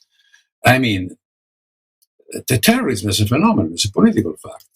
There is somebody who funds terrorism, somebody who has an interest on terrorism, and must be dealt with this mentality. So, I mean, I know the Pakistani concern about it, but they have to go a bit ahead, asking who is interested in funding it, investing resources in countering it in the right way.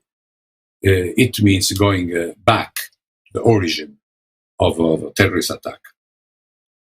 On the issue of economic development of the area, I believe that the area has a huge potential that is already showing. We have substantial development going on in Central Asia since more than 10 years. Countries grow with 3, 4, 5, 6% a year, in spite of many problems they have. One important example is exactly Pakistan. So Afghanistan can be a stable Afghanistan, an Afghanistan that starts to develop, that reduce poverty, and in good relationship with all neighbors, can be an asset of the area. It was clear that Afghanistan was not that way in the last 20 years. But I believe, and I hope, that the lesson has been understood. 20 years of Western military intervention there did not work. They have to turn the page. And unfortunately, I have seen very few leaders in Europe, not at all in the United States, but in Europe, I am seeing very few leaders going this way. I heard a very good statement by Angela Merkel. She was probably the only one who said, we did wrong. Let's change. We did all wrong. Now let's try to help all these Afghan refugees that arrives and so on. But the other European leaders didn't say nothing. Macron said nothing significant.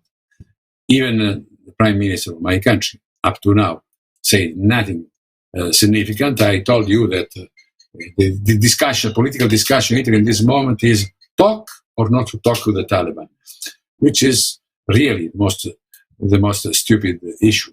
Let's talk with them and see if they are coherent with their statement, conditioning them on continuing to help to getting the European international aid, pressure them on what they are saying about respecting women's rights and amnestia I don't know the English word, amnesty for all the people that stayed in the government, not having vendetta and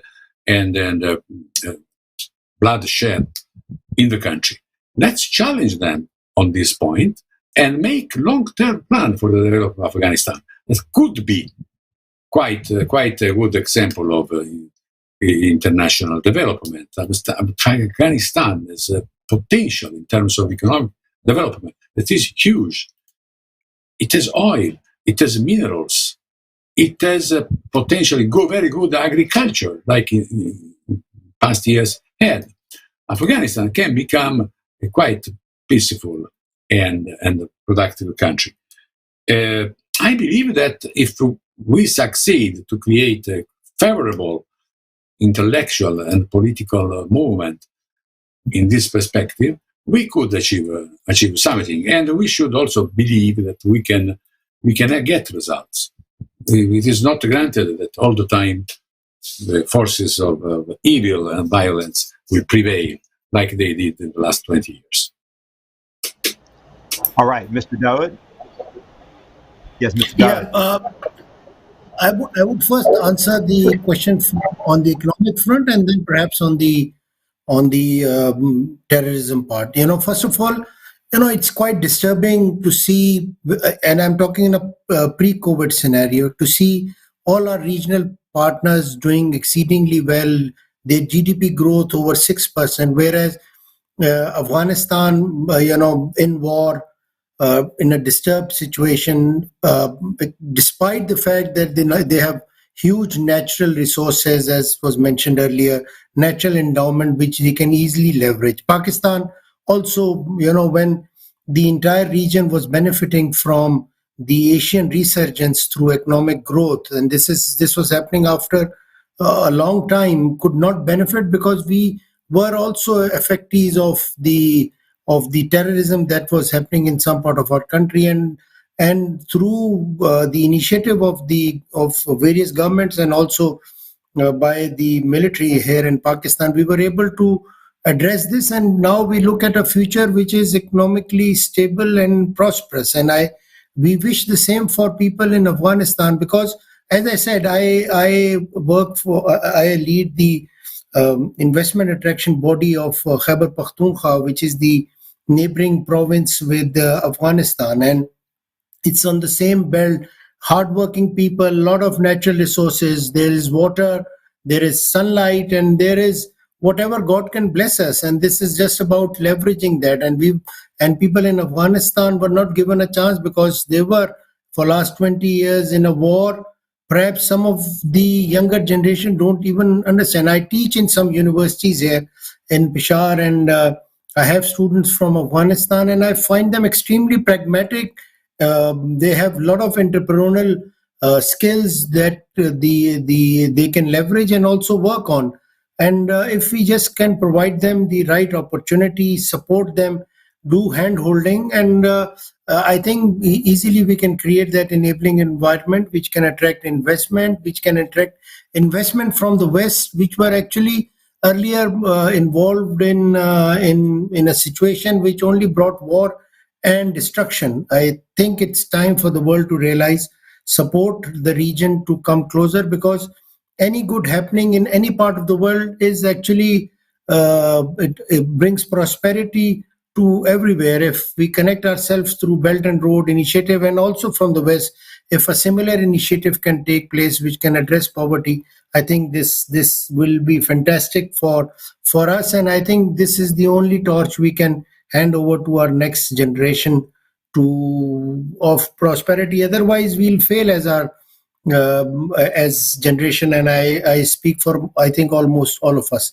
On the terrorism part, I think for things happening in Pakistan, I believe the situation in Afghanistan is not to be linked with it. We see challenge to China's economic growth and it becoming an economic power in such short time, and this challenge is actually difficult to absorb and stomach by some of the Western countries who could not have imagined in such short period China could, and the way that the region is prospering. Less developed countries are actually benefiting from the Belt and Road Initiative. So these challenges will come even if we have stability in Afghanistan. And I think by using technology, by poverty alleviation, bringing in projects and sustainable projects, and partnership from across the globe, I think we can address the menace of terrorism much easier than by using arms and ammunition. Thank you. Yes, thank you. Helga, do you have anything you'd like to say? Oh, I'm sorry, Mr. Schultz had his hand. Can we go to him first? Go ahead. All right, Mr. Schultz, go ahead.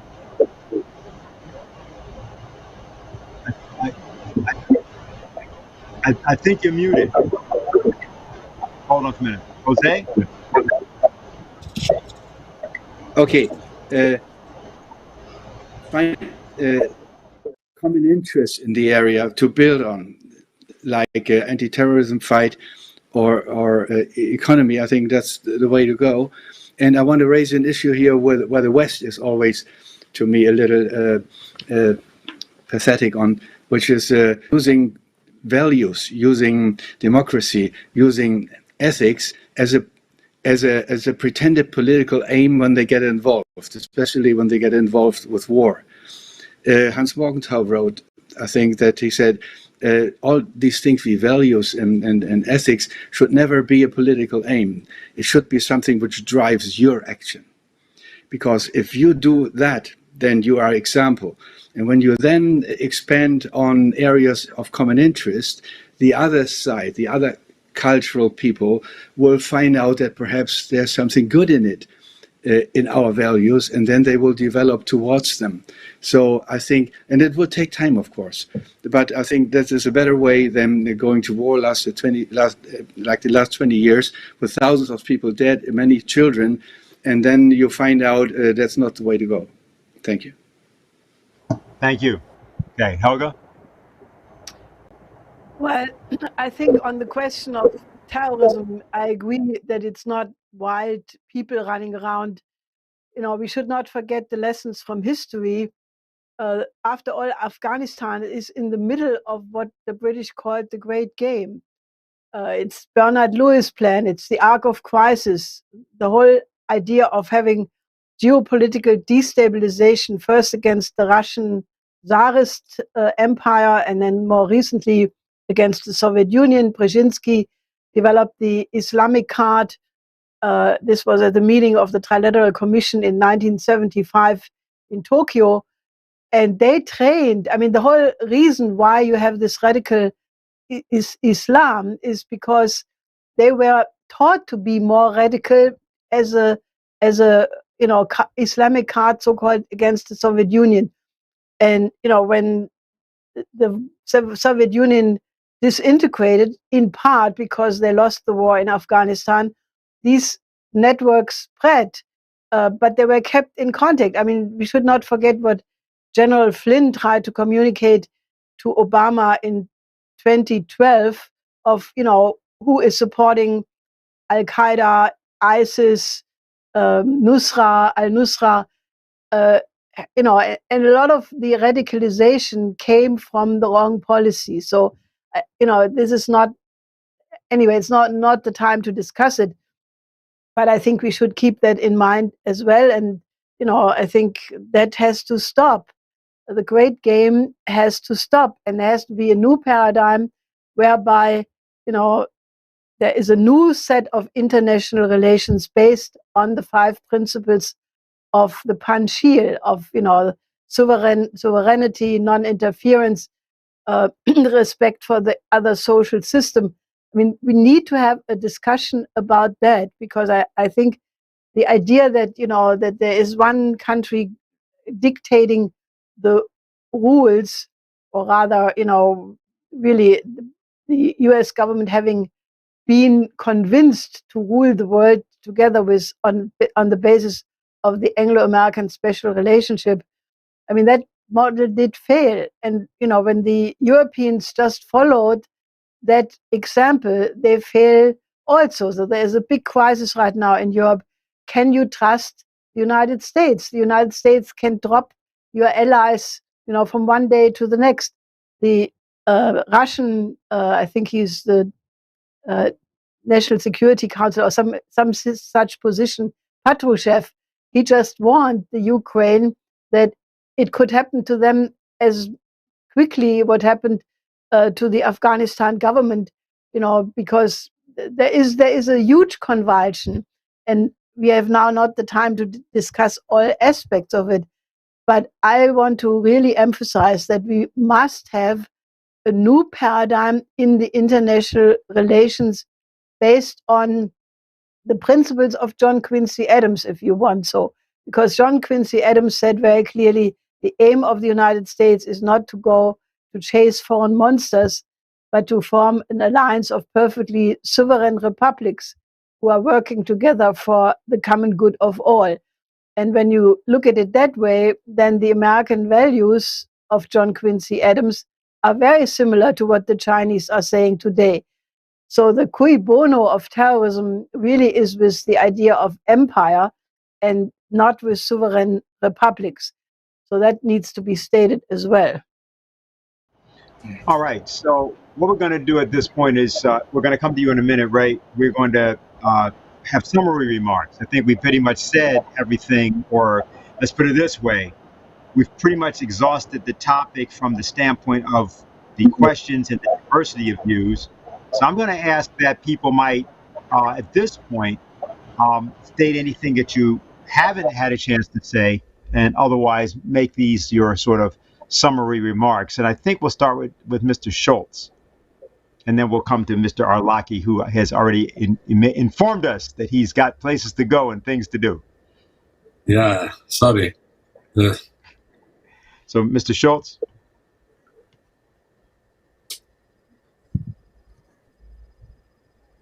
Can't hear you. The mute button. Okay, the mute button. Yeah. Okay, you want me to give me a summary of what I have heard during this panel? Yeah, just what your responses are. Yeah. Yes.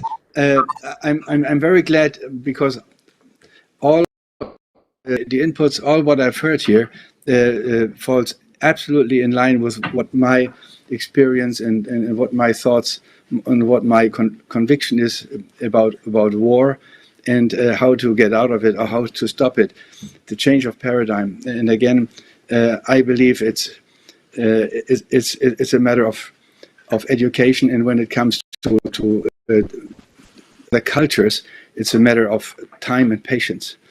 And I like to close with what I said in the beginning, second order of cybernetics. It is not, empathy is important, but I think the most important thing where many people have a tilt in his head built is to question themselves. And that's what I work on. And in my circles, where I can have the chance to speak or when I can write on current things, this is always my bottom line, and again. It is, there's no right and wrong out there. There are interests, and at the end of the day, people suffer and people have to die, then we're doing something wrong. Thank you. Thank you very much. So, Professor Arlaki. Just a few words. I said already what I think about major issues. Just one small remark on Afghanistan and the future of the complex that we said is the main driver of American foreign policy, and it was the main driver of the defeat in Afghanistan. The issue is Afghanistan is over. The lemon has been squeezed. Now it's time to start another game on a different part of the world, and it is clear what is the next game. Is Russia and China as the new enemies. But in the meantime, they lost a whole part of the world. Starting from China, arriving to Turkey, there is a new Eurasian arc that now, with Afghanistan inside, is basically out of control. So as far as they move away from Afghanistan and start the new game, we have to figure out what will be the strategy, the political strategy that will cover this new game. And I believe this is a big challenge that we have to be very careful about. So it's very useful if from time to time we meet and see the situation, how it evolves. And thank you very much for the invitation. Thank you very much for being with us as well. Sometime we'll get together for that dinner that you promised me in Florence and that trip you promised me in Rome that you may not remember. Okay. Sure. Absolutely. Even in Rome, not necessarily in Florence. Okay. Okay, Ray, I saw you had your hand up before, and also just summary remarks. Go right ahead. Well, I always finish my lectures and interviews to the degree I can by invoking the Noah principle. It is the following: no more awards for predicting rain, awards only for building arcs. In other words, we need to find the tools to build arcs to avoid this kind of situation that Afghanistan has suffered for the last 20 and plus years. Now, do we have such tools? Well, I'm so glad that the Afghanistan papers were mentioned before. This is perhaps the only sensible contribution the Washington Post has made to the discussion in 20 years, but they're there. They're documentary. They're very, very telling, and they show an unconscionable effort by the U.S. military and the U.S.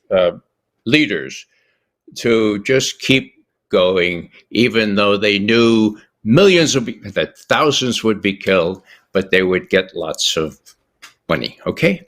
Now, what's the problem? The problem is we try to use a tool. We try to use Craig Whitlock's incredible account from official papers from the SIGAR, again, Special Inspector General for Afghanistan Reconstruction. They're all there. They're documentary. And guess what? We can't even get in the media. We can't even get into the public media. So what's the conclusion? Well, the tools are still there. I would suggest that people outside the United States, people in countries who still have a somewhat free media, even people who just have really lucrative websites, that they need to read Craig Whitlock's expose. They need to seize little tidbits which are so telling and need to inform the rest of the world of what's gone on in the last 20 years deliberately, that it's over and it must not be allowed to continue. Meanwhile, we go about building our own arcs with the same tool. Thank you very much. Thank you very much, Ray. All right, Mr. Dawood. Yeah, thank you very much. And you excited all of us by referring to several meal invitations that you have had. So let me first of all extend that invitation to all of you and all great speakers and participants that we've had. You know, this region is a land of hospitality and history. It's great marriage of hospitality and history. And it's in last 20 years, Afghanistan, which is also part of the region, has seen nothing, just war. So I guess this is a time to give peace a chance. This is a time to actually look at and explore beautiful lands that awaits all of us. And I hope this, as soon as this COVID is over, you can come and enjoy our local cuisine and we see a peaceful Afghanistan by then. We see peaceful Afghanistan in next 3 months and end of COVID in similar time. And let's have a prosperous world where we can all live. Let's not wait for media to project the true things, because they will do what they have to do. and we will do what we have to do. So I think I commend the effort that you're doing for bringing the right word of our region, and also the issues and challenges that we have, and also the opportunities that awaits all of us. And it's just a matter of support and time that we can actually have a peaceful Afghanistan, a prosperous region, and a great globe to live in. Thank you so much. Well, thank you very much, and I wholeheartedly accept on behalf of the Schiller Institute. Not that I will necessarily be the representative, but if I happen to be, I will certainly not refuse the possibility. Now, since Diane has been there faithfully, but has not had a chance to say anything, I wonder, Diane, better take advantage of it now if there's anything you have to say before we go to our conclusion from Helga. Well, I just would like to thank everyone who participated. I think this kind of dialogue is particularly important in the United States right now, and I'd like to thank Helga for insisting upon it, because we have a world, speaking of linear forecasting or cybernetics or so on, where people they're losing the ability to have a dialogue. People actually don't know what to do if they have a disagreement with someone. What's done on Facebook and the social media is to simply shut you down. It's not allowed to happen. And then, of course, nobody learns anything. So I just would really like to thank everyone for participating. I think this is quite urgent, and I'm sure we'll have more. I have several ideas on matters related that need to be addressed as well in separate forums. Okay, so Helga? Well, I got really very intrigued when I did some reading about the history of Bactria and the whole region, and this notion of the land of the 1,000 cities. Now, there was a great culture in this region about the same time when you had the classical Greek culture, and there is apparently very little archaeology done so far.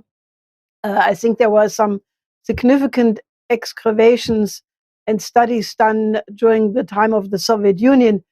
But, I think that, when we discussed the Belt and Road Initiative, which, we are now fighting for since 91, so that's 30 years. We had a program where we said that along the Belt and Road Initiative, or we called it the New Silk Road, the Eurasian Land Bridge at that time, there must be hundreds and thousands of new cities, because we will have a growing population. You need new science cities, you need modern cities, which are, not overcrowded with too many millions, but, not bigger than 1 million average. They should be beautiful. They should have beautiful architecture. They should be centers of learning, of study, of, cultural high expression. And I think that this will come. So, I think we should just keep an optimistic perspective, that we can help to cause a new era of civilization. I think the old one is just crashing down. And I think what happened around the defeat of the Afghan army is just a symptom. It's not the whole story. It's a symptom. There are many other symptoms. But we are on the verge of a new paradigm, and hopefully mankind will reach a point where we recognize that in the age of thermonuclear weapons, war cannot be a means of solving conflict, and that dialogue and the exchange of beautiful, creative ideas is the way of the future. So that's my hope. All right, so I want to thank everybody for joining us today. Mr. Ulrich Schultz, Mr. Hassan Daoud, Ray McGovern, Pino Arlaki, who's not there with us at the moment, Diane Sayre, and of course, Helga Zepp-LaRouche. We hope that everybody that has listened has had the opportunity to hear what they needed to hear, to act in the way that we want you to act, We invite you to join the Schiller Institute, become members, and get involved as well with us. And we can be continuing these forums, I understand. We do it, of course, every Saturday, but we have a particular need given the urgent necessity to clarify things that are not available to the American people or people generally throughout the transatlantic world. So we want to thank especially you for participating with us today, and we will see you here in this space next week. Thank you.